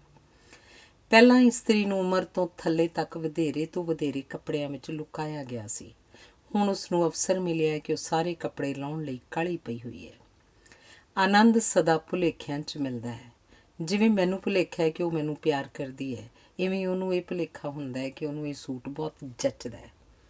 ਕਿਸੇ ਨੂੰ ਭੁਲੇਖਾ ਹੋ ਸਕਦਾ ਹੈ ਕਿ ਲਾਲ ਸੂਟ ਉਹਨੂੰ ਬਹੁਤ ਫੱਬਦਾ ਹੈ। ਹਰ ਕਿਸੇ ਨੂੰ ਵੱਖਰੀ ਭਾਂਤ ਦਾ ਭੁਲੇਖਾ ਹੁੰਦਾ ਹੈ। ਮਨੁੱਖ ਦੀ ਸਭ ਤੋਂ ਵਧੇਰੇ ਚਿੰਤਾ ਉਸਦੀ ਆਪਣੀ ਮੈਂ ਬਾਰੇ ਹੁੰਦੀ ਹੈ। ਕੱਪੜੇ ਇਸ ਮੈਂ ਦੇ ਆਲੇ ਦੁਆਲੇ ਲਪੇਟੇ ਜਾਂਦੇ ਹਨ। ਇਸ ਮੈਂ ਨੂੰ ਸ਼ਾਂਤ ਕਰਨਾ ਮੁਸ਼ਕਿਲ ਹੁੰਦਾ ਜਾ ਰਿਹਾ ਹੈ। ਕਈਆਂ ਦੇ ਕੱਪੜੇ ਉਹਨਾਂ ਦੀ ਸ਼ਖਸੀਅਤ ਉੱਤੇ ਭਾਰੂ ਹੁੰਦੇ ਹਨ। ਉਂਝ ਤਾਂ ਸਾਡਾ ਸਰੀਰ ਵਧੇਰੇ ਕਰਕੇ ਕੱਜਿਆ ਹੁੰਦਾ ਹੈ, ਪਰ ਸਾਡੇ ਸਰੀਰ ਦਾ ਸਭ ਤੋਂ ਵਧੇਰੇ ਪ੍ਰਭਾਵਸ਼ਾਲੀ ਭਾਗ ਸਾਡਾ ਮੂੰਹ ਨੰਗਾ ਹੀ ਹੁੰਦਾ ਹੈ। ਜੇ ਸਰੀਰਕ ਸੁੰਦਰਤਾ ਦੇ ਪੱਖੋਂ ਨਾ ਵੇਖਿਆ ਜਾਏ ਤੇ ਸਾਡੇ ਪੈਰ ਸਾਡੇ ਚਿਹਰੇ ਨਾਲੋਂ ਵੀ ਵੱਧ ਮਹੱਤਵਪੂਰਨ ਹੁੰਦੇ ਹਨ ਅਤੇ ਚਿਹਰੇ ਨਾਲੋਂ ਵੱਧ ਸੰਭਾਲ ਕੇ ਰੱਖਣੇ ਚਾਹੀਦੇ ਹਨ। ਪਰ ਇਹ ਤਾਂ ਹੀ ਸੰਭਵ ਹੋਏਗਾ ਜੇ ਮਨੁੱਖ ਵਿੱਚ ਤਰਕਸ਼ੀਲ ਢੰਗ ਨਾਲ ਸੋਚਣ ਦੀ ਯੋਗਤਾ ਹੋਵੇ। ਕੱਪੜਿਆਂ ਦੇ ਪੱਖੋਂ ਅਜੋਕੇ ਯੁੱਗ ਵਿੱਚ ਸਾਦਾ ਅਤੇ ਸਧਾਰਨ ਹੋਣਾ ਲਗਭਗ ਅਸੰਭਵ ਹੋ ਗਿਆ ਹੈ। ਮਹਿੰਗੇ ਕੱਪੜਿਆਂ ਨਾਲ ਆਪਣਾ ਹਮਦਰਦੀ ਅਤੇ ਸਨੇਹ ਨਹੀਂ ਉਪਜਾਇਆ ਜਾ ਸਕਦਾ। ਕੱਪੜਿਆਂ ਵਿੱਚ ਵੀ ਪੁੰਨ ਪਾਪ, ਨੈਤਿਕਤਾ, ਸਤਿਕਾਰ, ਸਾੜਾ, ਈਰਖਾ, ਅਪਮਾਨ ਆਦਿ ਦੀ ਭਾਵਨਾ ਹੁੰਦੀ ਹੈ। ਅਸੀਂ ਆਪਣੇ ਕੱਪੜਿਆਂ ਰਾਹੀਂ ਪਛਾਣੇ ਅਤੇ ਜਾਣੇ ਜਾਣਾ ਚਾਹੁੰਦੇ ਹਾਂ। ਇਸੇ ਲਈ ਅਸੀਂ ਦੂਜਿਆਂ ਨੂੰ ਵੀ ਉਹਨਾਂ ਦੇ ਕੱਪੜਿਆਂ ਤੋਂ ਹੀ ਮਾਪਦੇ ਤੋਲਦੇ ਹਾਂ। ਸਾਡੇ ਦੇਸ਼ ਵਿੱਚ ਖਾਦੀ ਦਾ ਕੱਪੜਾ ਸਾਦੇ, ਤਿਆਗੀ ਅਤੇ ਪਵਿੱਤਰ ਪਹਿਰਾਵੇ ਵਜੋਂ ਮੰਨਿਆ ਜਾਂਦਾ ਸੀ, ਪਰ ਰਾਜਸੀ ਅਤੇ ਭ੍ਰਿਸ਼ਟ ਲੋਕਾਂ ਵੱਲੋਂ ਖਾਦੀ ਅਪਣਾ ਲਏ ਜਾਣ ਕਾਰਨ ਇਹ ਪਹਿਰਾਵਾ ਬਦਨਾਮ ਹੋ ਗਿਆ। ਜਿੱਥੇ ਮੁਨਾਫੇ ਉੱਤੇ ਕੋਈ ਰੋਕ ਨਹੀਂ ਹੁੰਦੀ, ਉੱਥੇ ਕਾਨੂੰਨ ਬੇਵੱਸ ਹੁੰਦੇ ਹਨ। ਜਿਸ ਸਮਾਜ ਵਿੱਚ ਨੈਤਿਕਤਾ ਕਮਜ਼ੋਰ ਹੁੰਦੀ ਹੈ, ਉੱਥੇ ਇਮਾਨਦਾਰਾਂ ਅਤੇ ਭਲੇ ਮਾਨਸਾਂ ਦੀ ਕੋਈ ਕਦਰ ਨਹੀਂ ਹੁੰਦੀ। ਜਿਸ ਸਮਾਜ ਵਿੱਚ ਕੱਪੜਿਆਂ ਸੰਬੰਧੀ ਕੋਈ ਨੇਮ ਨਹੀਂ ਹੁੰਦੇ, ਉੱਥੇ ਬਹੁਤ ਸਾਰਾ ਸਮਾਂ ਵਿਅਰਥ ਗੁਆਚ ਜਾਂਦਾ ਹੈ। ਉੱਥੇ ਮਾਨਸਿਕ ਵਿਕਾਸ ਦੀ ਰਫ਼ਤਾਰ ਢਿੱਲੀ ਅਤੇ ਸੁਸਤ ਹੁੰਦੀ ਹੈ। ਅਸੀਂ ਬਹੁਤ ਸਾਰੇ ਕੱਪੜੇ ਆਪਣੀ ਮਾਨਸਿਕ ਗਰੀਬੀ ਛੁਪਾਉਣ ਲਈ ਵਰਤਦੇ ਹਾਂ। ਇਸਤਰੀਆਂ ਤੇ ਪੁਰਸ਼ਾਂ ਦੀਆਂ ਸੌਣ, ਪੜ੍ਹਨ, ਖਰਚਣ, ਵਰਤਣ ਤੇ ਪਹਿਨਣ ਦੀਆਂ ਆਦਤਾਂ ਵੱਖ-ਵੱਖ ਹੁੰਦੀਆਂ ਹਨ। ਇਸਤਰੀਆਂ ਕੱਪੜੇ ਦੀ ਹੰਢਣਸਾਰਤਾ ਦੇ ਮੁਕਾਬਲੇ ਉਸਦੀ ਦਿੱਖ ਨੂੰ ਵਧੇਰੇ ਤਰਜੀਹ ਦਿੰਦੀਆਂ ਹਨ, ਜਦੋਂ ਕਿ ਪੁਰਸ਼ ਦਿੱਖ ਦੇ ਮੁਕਾਬਲੇ ਹੰਢਣਸਾਰਤਾ ਉੱਤੇ ਵਧੇਰੇ ਬਲ ਦਿੰਦੇ ਹਨ। ਹੁਣ ਕਿਹਾ ਜਾ ਰਿਹਾ ਹੈ ਕਿ ਦਵਾਈਆਂ ਵਾਂਗ ਕੱਪੜਿਆਂ ਉੱਤੇ ਵੀ ਉਹਨਾਂ ਨੂੰ ਵਰਤਣ ਦੀ ਅੰਤਮ ਮਿਤੀ ਛਾਪ ਦਿੱਤੀ ਜਾਵੇ, ਤਾਂ ਜੋ ਲੋਕਾਂ ਨੂੰ ਨਵੇਂ ਕੱਪੜੇ ਖਰੀਦਣ 'ਚ ਕੋਈ ਕਠਿਨਾਈ ਨਾ ਆਵੇ। ਜਿਹੜੇ ਕੱਪੜੇ ਸਾਨੂੰ ਸੁੱਖ ਦਿੰਦੇ ਹਨ ਉਹ ਕੀਮਤੀ ਨਹੀਂ ਹੁੰਦੇ। ਫੈਸ਼ਨ ਮਨੁੱਖਾਂ ਵਾਂਗ ਹੁੰਦੇ ਹਨ। ਕੋਈ ਨਹੀਂ ਜਾਣਦਾ ਕਿ ਕਿੱਥੋਂ, ਕਿਵੇਂ ਤੇ ਕਦੋਂ ਆ ਜਾਂਦੇ ਹਨ, ਤੇ ਕੋਈ ਨਹੀਂ ਜਾਣਦਾ ਇਹ ਕਿਵੇਂ ਤੇ ਕਿੱਥੇ ਚਲੇ ਜਾਂਦੇ ਹਨ। ਕੱਪੜਿਆਂ ਨਾਲ ਪੁਰਸ਼ਾਂ ਦੇ ਮੁਕਾਬਲੇ ਇਸਤਰੀਆਂ ਦਾ ਸੰਬੰਧ ਵਧੇਰੇ ਹੈ। ਪੁਰਸ਼ਾਂ ਦੇ ਮੁਕਾਬਲੇ ਉਹਨਾਂ ਦੇ ਕੱਪੜੇ ਵਧੇਰੇ ਪੇਚਦਾਰ, ਵਧੇਰੇ ਵਿਸਥਾਰ ਵਾਲੇ ਹੁੰਦੇ ਹਨ ਤੇ ਵਧੇਰੇ ਧਿਆਨ ਮੰਗਦੇ ਹਨ। ਪੂੰਜੀਵਾਦ ਨੇ ਫੈਸ਼ਨ ਨੂੰ ਵਧਾਇਆ ਹੈ। ਇਸ ਪਿੱਛੇ ਨਿਰੋਲ ਵਪਾਰਕ ਦ੍ਰਿਸ਼ਟੀ ਕਾਰਜਸ਼ੀਲ ਹੈ। ਇਸੇ ਲਈ ਕਿਸੇ ਫੈਸ਼ਨ ਨੂੰ ਲੰਮੇ ਸਮੇਂ ਤੱਕ ਟਿਕਾਇਆ ਨਹੀਂ ਜਾਂਦਾ। ਜਦੋਂ ਮਨੁੱਖ ਦੀਆਂ ਬੁਨਿਆਦੀ ਭੁੱਖਾਂ ਸ਼ਾਂਤ ਹੋ ਜਾਣ ਤਾਂ ਉਸ ਵਿੱਚ ਸੋਝ ਸੁਆਦ ਦੀਆਂ ਭੁੱਖਾਂ ਜਾਗ ਪੈਂਦੀਆਂ ਹਨ। ਖੇਤਾਂ ਖਿਤਾਨਾਂ ਵਿੱਚ ਕੰਮ ਕਰਨ ਵਾਲਿਆਂ ਨੇ ਆਪਣਾ ਕੇਵਲ ਲੱਕ ਢਕਿਆ ਹੁੰਦਾ ਹੈ। ਜਦੋਂ ਹੋਰਾਂ ਨਾਲ ਰਲ ਕੇ ਪਰਿਵਾਰ ਜਾਂ ਕਬੀਲੇ 'ਚ ਰਹਿੰਦੇ ਹਨ ਤਾਂ ਉਹਨਾਂ ਨੂੰ ਬਾਕੀ ਦਾ ਸਰੀਰ ਵੀ ਢਕਣਾ ਪੈਂਦਾ ਹੈ। ਜਦੋਂ ਲੋਕ ਇੱਕ ਧਰਮ, ਕੌਮ ਜਾਂ ਸਮਾਜ ਦਾ ਰੂਪ ਧਾਰ ਲੈਂਦੇ ਹਨ ਤਾਂ ਉਹ ਸਾਂਝੀ ਪਛਾਣ ਲਈ ਲਿਬਾਸ ਪਹਿਨਦੇ ਹਨ। ਗਰਮ ਪੌਣ ਪਾਣੀ, ਠੰਡਾ ਪੌਣ ਪਾਣੀ ਜਾਂ ਸਮੁੰਦਰ ਦੇ ਕੰਢੇ ਸਮਤਲ ਪੌਣ ਪਾਣੀ ਜਨ ਸਮੂਹ ਦੇ ਕੌਮੀ ਜਾਂ ਸਮਾਜਿਕ ਲਿਬਾਸ ਨੂੰ ਨਿਰਧਾਰਿਤ ਕਰਦਾ ਹੈ। ਕੱਪੜੇ ਪਹਿਨੇ ਭਾਵੇਂ ਸਰੀਰ 'ਤੇ ਜਾਂਦੇ ਹਨ, ਪਰ ਉਹਨਾਂ ਨੂੰ ਪਹਿਨਣ ਦੀ ਤਸੱਲੀ ਮਨ ਨੂੰ ਮਿਲਦੀ ਹੈ। ਕਿਸੇ ਵੀ ਸਮਾਜ ਦਾ ਆਹਾਰ, ਵਸੇਬਾ ਤੇ ਪਹਿਰਾਵਾ ਉਸ ਸਮਾਜ ਦੀ ਨਿਵੇਕਲੀ ਸੋਚ, ਭੂਗੋਲਕ ਤੇ ਇਤਿਹਾਸਿਕ ਕਾਰਨਾਂ ਆਦਿ ਉੱਤੇ ਉਸਰਿਆ ਹੁੰਦਾ ਹੈ। ਕੋਈ ਕੱਪੜਾ ਜਿਸ ਵਰਗ ਲਈ ਬਣਾਇਆ ਜਾਂਦਾ ਹੈ, ਉਸ ਕੱਪੜੇ ਦਾ ਮੁੱਲ ਉਸ ਕੱਪੜੇ ਦੀ ਲਾਗਤ ਅਨੁਸਾਰ ਨਹੀਂ, ਉਸ ਵਰਗ ਦੀ ਕੱਪੜਾ ਖਰੀਦਣ ਦੀ ਸਮਰੱਥਾ ਅਨੁਸਾਰ ਨਿਰਧਾਰਿਤ ਕੀਤਾ ਜਾਂਦਾ ਹੈ। ਜਦੋਂ ਰਿਸ਼ਤਿਆਂ ਵਿੱਚ ਨਿੱਘ ਨਾ ਰਹੇ, ਜਦੋਂ ਬੰਦੇ ਧੋਖੇਬਾਜ਼ ਹੋ ਜਾਣ, ਤਾਂ ਤਸੱਲੀ ਵਸਤਾਂ ਤੇ ਵਿਸ਼ੇਸ਼ ਕਰਕੇ ਕੱਪੜਿਆਂ ਵਿੱਚੋਂ ਲੱਭਣ ਦਾ ਉਪਰਾਲਾ ਕੀਤਾ ਜਾਂਦਾ ਹੈ। ਜਦੋਂ ਜਜ਼ਬੇ ਠੰਡੇ ਹੋ ਜਾਣ ਤਾਂ ਉਹਨਾਂ ਨੂੰ ਭੜਕੀਲੇ ਫੈਸ਼ਨਦਾਰ ਕੱਪੜਿਆਂ ਨਾਲ ਗਰਮਾਉਣ ਦਾ ਯਤਨ ਕੀਤਾ ਜਾਂਦਾ ਹੈ। ਫੈਸ਼ਨ ਰਾਹੀਂ ਪਰਿਵਰਤਨ ਦਾ ਭੁਲੇਖਾ ਸਿਰਜਿਆ ਜਾਂਦਾ ਹੈ। ਫੈਸ਼ਨ ਰਾਹੀਂ ਵਿਕਾਸ ਦਾ ਭਰਮ ਉਪਜਾਇਆ ਜਾਂਦਾ ਹੈ। ਫੈਸ਼ਨ ਰਾਹੀਂ ਮਨੁੱਖ ਨੂੰ ਹੋਰ ਨੀਵਾਂ ਕੀਤਾ ਜਾਂਦਾ ਹੈ, ਉਸ ਨੂੰ ਇੱਕ ਵਸਤ ਬਣਾਇਆ ਜਾਂਦਾ ਹੈ। ਜਦੋਂ ਮਨੁੱਖ ਦੇ ਅੰਦਰ ਚਾਨਣਾ ਹੋਏਗਾ ਤਾਂ ਉਸ ਵੇਲੇ ਮਹਾਵੀਰ ਤੇ ਬੁੱਧ ਵਾਂਗ ਉਸ ਦੀ ਸੋਚ ਕੱਪੜਿਆਂ ਤੋਂ ਉੱਚੀ ਉੱਠ ਜਾਏਗੀ। ਹਰ ਮਨੁੱਖ ਗੁੰਝਲਦਾਰ ਕੱਪੜਿਆਂ ਵਿੱਚੋਂ ਲੰਘਦਾ ਹੋਇਆ ਅੰਤ ਨੂੰ ਸਾਦੇ ਕੱਪੜਿਆਂ ਲਈ ਤਾਂਘੇਗਾ। ਜਿਨ੍ਹਾਂ ਦੇ ਅੰਦਰ ਸੂਰਜ ਹੈ, ਉਹਨਾਂ ਨੂੰ ਕਿਸੇ ਓਲੇ ਦੀ ਲੋੜ ਨਹੀਂ ਹੁੰਦੀ। ਜਿਨ੍ਹਾਂ ਦੇ ਅੰਗਾਂ ਵਿੱਚ, ਨੈਣ ਨਕਸ਼ਾਂ ਵਿੱਚ ਰੌਣਕ ਹੁੰਦੀ ਹੈ, ਉਹਨਾਂ ਨੂੰ ਮਹਿੰਗੇ ਕੱਪੜਿਆਂ ਦੇ ਜੰਤਰ ਮੰਤਰ ਦੀ ਲੋੜ ਨਹੀਂ ਪੈਂਦੀ। ਧੰਨਵਾਦ। ਸਰਦਾਰ ਨਰਿੰਦਰ ਸਿੰਘ ਕਪੂਰ ਰਚਿਤ ਪੁਸਤਕ ਅੰਤਰਝਾਤ ਦਾ ਲੇਖ ਹੈ ਸੁੱਖਾਂ ਦੁੱਖਾਂ ਦੇ ਚੜ੍ਹਦੇ ਢਲਦੇ ਪਰਛਾਵੇਂ। ਅਕਸਰ ਸਾਡੇ ਦੀਵੇ ਵਿੱਚ ਤੇਲ ਹੀ ਥੋੜ੍ਹਾ ਹੁੰਦਾ ਹੈ, ਪਰ ਅਸੀਂ ਐਵੇਂ ਹੀ ਹਨੇਰੀ ਨੂੰ ਕੋਸਦੇ ਰਹਿੰਦੇ ਹਾਂ। ਸਾਡੀਆਂ ਬੁਨਿਆਦਾਂ ਵਿੱਚ ਹੀ ਟੇਢ ਹੁੰਦੀ ਹੈ, ਪਰ ਆਦਤਵਸ ਅਸੀਂ ਕੰਧਾਂ ਨੂੰ ਦੋਸ਼ ਦਿੰਦੇ ਰਹਿੰਦੇ ਹਾਂ। ਸਾਡੇ ਆਪਣੇ ਮਨਾਂ ਵਿੱਚ ਹੀ ਖੋਟ ਹੁੰਦੀ ਹੈ, ਪਰ ਅਸੀਂ ਦੂਜਿਆਂ ਉੱਤੇ ਬੇਵਫਾਈ ਦੀਆਂ ਤੋਹਮਤਾਂ ਲਾਉਂਦੇ ਰਹਿੰਦੇ ਹਾਂ। ਜੇ ਤਨ ਮਨ ਸੁੱਚਾ ਹੋਵੇ ਤਾਂ ਚੋਰੀ ਦੀ ਰੋਟੀ ਨਾਲੋਂ ਭੁੱਖ ਵੱਧ ਆਨੰਦ ਦਿੰਦੀ ਹੈ। ਸੁਖੀ ਹੋਣਾ ਜਾਂ ਦੁਖੀ ਹੋਣਾ ਤੁਹਾਡਾ ਫੈਸਲਾ ਹੈ। ਜੋ ਫੈਸਲਾ ਤੁਸੀਂ ਕਰੋਗੇ, ਸਾਰਾ ਸੰਸਾਰ ਉਸ ਫੈਸਲੇ 'ਚ ਤੁਹਾਡਾ ਸਹਾਇਕ ਬਣ ਜਾਏਗਾ। ਜੇ ਵਿਸ਼ਾਲ ਦ੍ਰਿਸ਼ਟੀ ਨਾਲ ਵੇਖਿਆ ਜਾਏ ਤਾਂ ਜ਼ਿੰਦਗੀ ਦਾ ਨਾ ਕੋਈ ਉਦੇਸ਼ ਹੈ ਤੇ ਨਾ ਹੀ ਇਸ ਦੇ ਕੋਈ ਅਰਥ ਹਨ। ਹਰ ਕਿਸੇ ਨੂੰ ਆਪਣਾ ਉਦੇਸ਼ ਆਪ ਮਿਥਣਾ ਪੈਂਦਾ ਹੈ। ਹਰ ਕਿਸੇ ਨੇ ਆਪਣੇ ਅਰਥ ਆਪ ਲੱਭਣੇ ਹੁੰਦੇ ਹਨ। ਦੁਖੀ ਹੋਣ ਦਾ ਕੋਈ ਨਾ ਕੋਈ ਕਾਰਨ ਹੁੰਦਾ ਹੈ। ਸੁਖੀ ਬਿਨਾਂ ਕਾਰਨ ਤੋਂ ਵੀ ਹੋਇਆ ਜਾ ਸਕਦਾ ਹੈ। ਦੁਖੀ ਹੋਣ ਵਾਸਤੇ ਯਤਨ ਕਰਨਾ ਪੈਂਦਾ ਹੈ। ਸੁਖੀ ਹੋਣ ਵਾਸਤੇ ਕਿਸੇ ਯਤਨ ਦੀ ਲੋੜ ਨਹੀਂ ਪੈਂਦੀ। ਮਨ ਦੀ ਇਹ ਆਦਤ ਹੈ ਕਿ ਹਰ ਵੇਲੇ ਚਿੰਤਾਵਾਂ ਲੱਭਦਾ ਰਹਿੰਦਾ ਹੈ। ਜਦੋਂ ਮਨ ਚਿੰਤਾ ਵਿੱਚ ਹੋਵੇ ਤਾਂ ਇਹ ਪ੍ਰਸੰਨ ਹੁੰਦਾ ਹੈ। ਜਦੋਂ ਮਨ ਨੂੰ ਕੋਈ ਚਿੰਤਾ ਨਾ ਹੋਵੇ ਤਾਂ ਇਹ ਸੁਖੀ ਨਹੀਂ ਹੁੰਦਾ, ਇਹ ਬੇਚੈਨ ਹੁੰਦਾ, ਇਹ ਪਰੇਸ਼ਾਨ ਹੁੰਦਾ।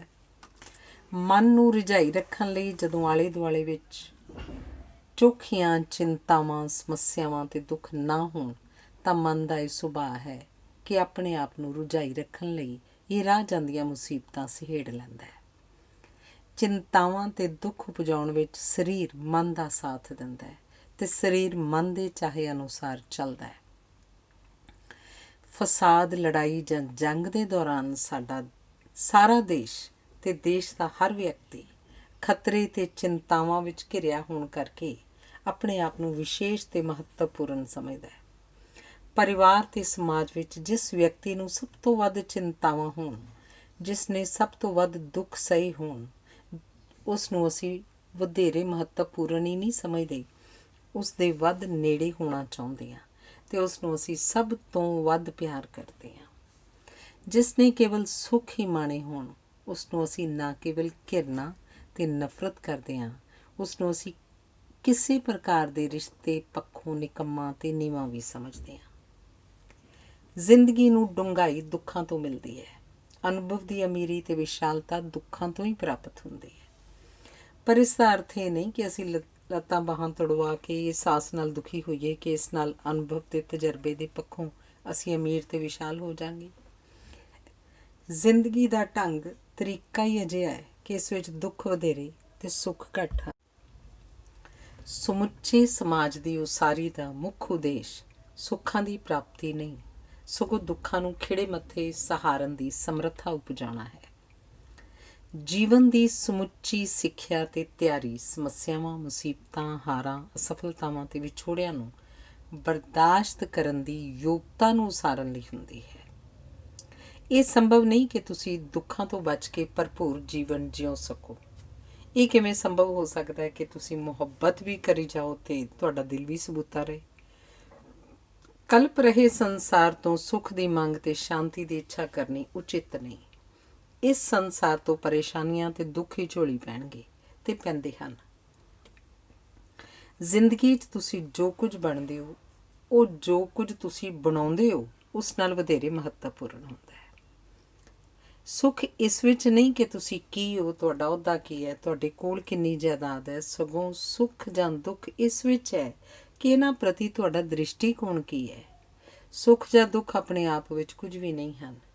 ਇਹ ਜ਼ਿੰਦਗੀ ਨੂੰ ਵੇਖਣ, ਪਰਖਣ ਅਤੇ ਅਨੁਭਵ ਕਰਨ ਦੇ ਦੋ ਦ੍ਰਿਸ਼ਟੀਕੋਣ ਹਨ। ਇਹ ਜ਼ਿੰਦਗੀ ਪ੍ਰਤੀ ਸਾਡਾ ਵੱਖ-ਵੱਖ ਪ੍ਰਕਾਰ ਦਾ ਹੁੰਗਾਰਾ ਹਨ। ਵੇਦਾਂ ਉਪਨਿਸ਼ਦਾਂ ਵਿੱਚ ਕਿਹਾ ਗਿਆ ਹੈ ਕਿ ਕਿਸੇ ਵੀ ਪ੍ਰਕਾਰ ਦਾ ਸੁੱਖ ਪ੍ਰਾਪਤ ਕਰਨਾ ਜੀਵਨ ਦਾ ਉਦੇਸ਼ ਨਹੀਂ ਹੈ। ਦੁਖੀ ਉਹੀ ਹੁੰਦੇ ਹਨ ਜਿਹੜੇ ਸੁੱਖ ਦੀ ਅਭਿਲਾਸ਼ਾ ਕਰਦੇ ਹਨ। ਹਾਰਦੇ ਉਹੀ ਹਨ ਜਿਹੜੇ ਜਿੱਤਣਾ ਚਾਹੁੰਦੇ ਹਨ। ਜਿਹੜੇ ਆਪਣੀ ਅਗਿਆਨਤਾ ਤੋਂ ਜਾਣੂ ਹਨ, ਉਹਨਾਂ ਨੂੰ ਗਿਆਨ ਦਾ ਹੰਕਾਰ ਨਹੀਂ ਹੁੰਦਾ। ਜਿਹੜੇ ਜੀਵਨ ਨਾਲ ਇਕਸੁਰ ਹਨ, ਉਹਨਾਂ ਨੂੰ ਮਰਨ ਦੀ ਚਿੰਤਾ ਨਹੀਂ ਹੁੰਦੀ। ਜਿਨ੍ਹਾਂ ਦੀ ਬਿਰਤੀ ਵਿੱਚ ਤਿਆਗ ਹੈ, ਉਹਨਾਂ ਨੂੰ ਕੁਝ ਗੁਆਚਣ ਦਾ ਸੰਤਾਪ ਨਹੀਂ ਹੁੰਦਾ। ਜਿੱਥੇ ਕਿਧਰੇ ਵੀ ਅਣਕਮਾਇਆ ਧਨ ਹੋਏਗਾ, ਉਹ ਸਾੜੇ, ਈਰਖਾ, ਦੁਸ਼ਮਣੀ, ਝਗੜੇ ਅਤੇ ਮੁਕੱਦਮੇ ਦਾ ਕਾਰਨ ਬਣੇਗਾ। ਹਰ ਸੁੱਖ ਇੱਕ ਸੀਮਾ ਤੋਂ ਅੱਗੇ ਲੰਘ ਕੇ ਦੁੱਖ ਹੋ ਨਿਬੜਦਾ ਹੈ। ਹਰ ਸਵਾਦ ਵਿੱਚ ਹੱਦ ਤੋਂ ਮਗਰੋਂ ਬਿਮਾਰੀ ਦਾ ਰੂਪ ਧਾਰ ਲੈਂਦਾ ਹੈ। ਹਰ ਰਿਸ਼ਤਾ ਇੱਕ ਅਰਸੇ ਤੋਂ ਮਗਰੋਂ ਬੋਝ ਪ੍ਰਤੀਤ ਹੋਣ ਲੱਗ ਪੈਂਦਾ ਹੈ। ਹਰ ਪ੍ਰਕਾਰ ਦੀ ਪਦਾਰਥਕ ਖੁਸ਼ਹਾਲੀ ਨਿਗਰਨ ਦੀ ਪ੍ਰਕਿਰਿਆ ਨੂੰ ਤੇਜ਼ ਕਰਦੀ ਹੈ। ਦੁਖੀ ਹੋਣ ਵਾਸਤੇ ਦੋਸਤ ਅਤੇ ਦੁਸ਼ਮਣ ਦੋਵੇਂ ਚਾਹੀਦੇ ਹੁੰਦੇ ਹਨ। ਦੁਸ਼ਮਣ ਸਾਡੀ ਨਿੰਦਾ ਕਰਕੇ ਸਾਨੂੰ ਦੁਖੀ ਕਰਦੇ ਹਨ ਅਤੇ ਦੋਸਤ ਉਸ ਨਿੰਦਾ ਦੀ ਸੂਚਨਾ ਦੇ ਕੇ ਦੁਖੀ ਕਰਦੇ ਹਨ। ਦੁਸ਼ਮਣ ਮਿਲਣ 'ਤੇ ਦੁਖੀ ਕਰਦੇ ਹਨ ਅਤੇ ਦੋਸਤ ਵਿਛੜਨ ਵੇਲੇ ਦੁੱਖ ਦਿੰਦੇ ਹਨ। ਜੀਵਨ ਦੀ ਕੋਈ ਵੀ ਸਥਿਤੀ ਜਾਂ ਹਾਲਤ ਸਦੀਵੀ ਨਹੀਂ ਹੁੰਦੀ। ਹਰ ਪਤਝੜ ਉਪਰੰਤ ਬਸੰਤ ਅਤੇ ਬਹਾਰ ਆਉਂਦੀ ਹੈ। ਹਰ ਮਿਲਾਪ ਵਿੱਚ ਵਿਛੋੜਾ ਛੁਪਿਆ ਹੋਇਆ ਹੈ। ਜਵਾਨੀ ਵਿੱਚ ਹਰ ਕਿਸੇ ਨੂੰ ਇਹ ਸੁਖਦਾਈ ਭੁਲੇਖਾ ਹੁੰਦਾ ਹੈ ਕਿ ਉਸ ਕੋਲ ਅਣਗਿਣਤ ਨਵੇਂ ਵਿਚਾਰ ਹਨ, ਜਿਨ੍ਹਾਂ ਨਾਲ ਸਾਰੇ ਸੰਸਾਰ ਵਿੱਚ ਇਨਕਲਾਬ ਲਿਆਂਦਾ ਜਾ ਸਕਦਾ ਹੈ। ਪਰ ਸਮੇਂ ਦੇ ਬੀਤਣ ਨਾਲ ਹਰ ਕਿਸੇ ਨੂੰ ਇਹ ਦੁਖਦਾਈ ਅਨੁਭਵ ਹੁੰਦਾ ਹੈ ਕਿ ਸਮਾਜ ਨੂੰ ਪਰੰਪਰਾ ਦੀ ਜਿੱਲਣ ਵਿੱਚੋਂ ਨਹੀਂ ਕੱਢਿਆ ਜਾ ਸਕਦਾ। ਰੱਬ ਦੀ ਸੁੰਦਰਤਾ ਅਤੇ ਮਹਾਨਤਾ ਉਹਦੇ ਦਿਖਾਈ ਨਾ ਦੇਣ ਵਿੱਚ ਹੈ। ਜੀਵਨ ਦੀ ਸੁੰਦਰਤਾ ਉਹਦੇ ਬੁਝਾਰਤ ਹੋਣ ਵਿੱਚ ਹੈ। ਸੁੱਖ ਇਸ ਲਈ ਸੁੰਦਰ ਹੈ ਕਿਉਂਕਿ ਇਹ ਸਦੀਵੀ ਨਹੀਂ। ਦੁੱਖ ਇਸ ਲਈ ਦਿਲਚਸਪ ਹੈ ਕਿਉਂਕਿ ਇਹ ਸਭ ਦਾ ਅਨੁਭਵ ਹੈ। ਹਰ ਕਿਸੇ ਨੂੰ ਆਪਣੇ ਦੁੱਖ ਹੀ ਚੰਗੇ ਲੱਗਦੇ ਹਨ। ਹਦੀਸ ਵਿੱਚ ਇੱਕ ਕਥਾ ਹੁੰਦੀ ਹੈ ਕਿ ਸਾਰੇ ਦੁਖੀਆਂ ਨੂੰ ਆਪਣੇ ਆਪਣੇ ਦੁੱਖਾਂ ਦਾ ਸਾਂਝਾ ਢੇਰ ਲਾਉਣ ਲਈ ਕਿਹਾ ਗਿਆ ਅਤੇ ਦੁੱਖਾਂ ਨੂੰ ਸਭ ਵਿੱਚ ਬਰਾਬਰ ਵੰਡਣ ਦਾ ਐਲਾਨ ਕੀਤਾ ਗਿਆ। ਪਰ ਹਰ ਕੋਈ ਆਪਣੇ ਆਪਣੇ ਦੁੱਖ ਸਾਂਭ ਕੇ ਚੱਲਦਾ ਬਣਿਆ। ਅਣਜਾਣੇ ਦੁੱਖਾਂ ਦੇ ਮੁਕਾਬਲੇ ਜਾਣੇ ਪਛਾਣੇ ਦੁੱਖਾਂ ਨੂੰ ਬਰਦਾਸ਼ਤ ਕਰਨਾ ਸੌਖਾ ਹੁੰਦਾ ਹੈ। ਵੇਖਣ ਵਾਲਿਆਂ ਨੂੰ ਇਹ ਕੰਮ ਦਾ ਚੰਨ ਇਸ ਲਈ ਸੋਹਣਾ ਲੱਗਦਾ ਹੈ ਕਿਉਂਕਿ ਉਸ ਵਿੱਚ ਵਧਣ ਦੀ ਵਿਕਾਸ ਦੀ ਆਸ ਹੁੰਦੀ ਹੈ, ਜਦੋਂ ਕਿ ਪੂਰਨਮਾਸ਼ੀ ਦੇ ਚੰਨ ਵਿੱਚ ਘਟਣ ਦੀ ਚਿੰਤਾ ਹੁੰਦੀ ਹੈ। ਦੁੱਖ ਦੇ ਸੰਕਲਪ ਤੋਂ ਬਿਨਾਂ ਧਰਮ ਦੀ, ਸਦਾਚਾਰ ਦੀ ਅਤੇ ਗਿਆਨ ਦੀ ਹੋਂਦ ਸੰਭਵ ਨਹੀਂ।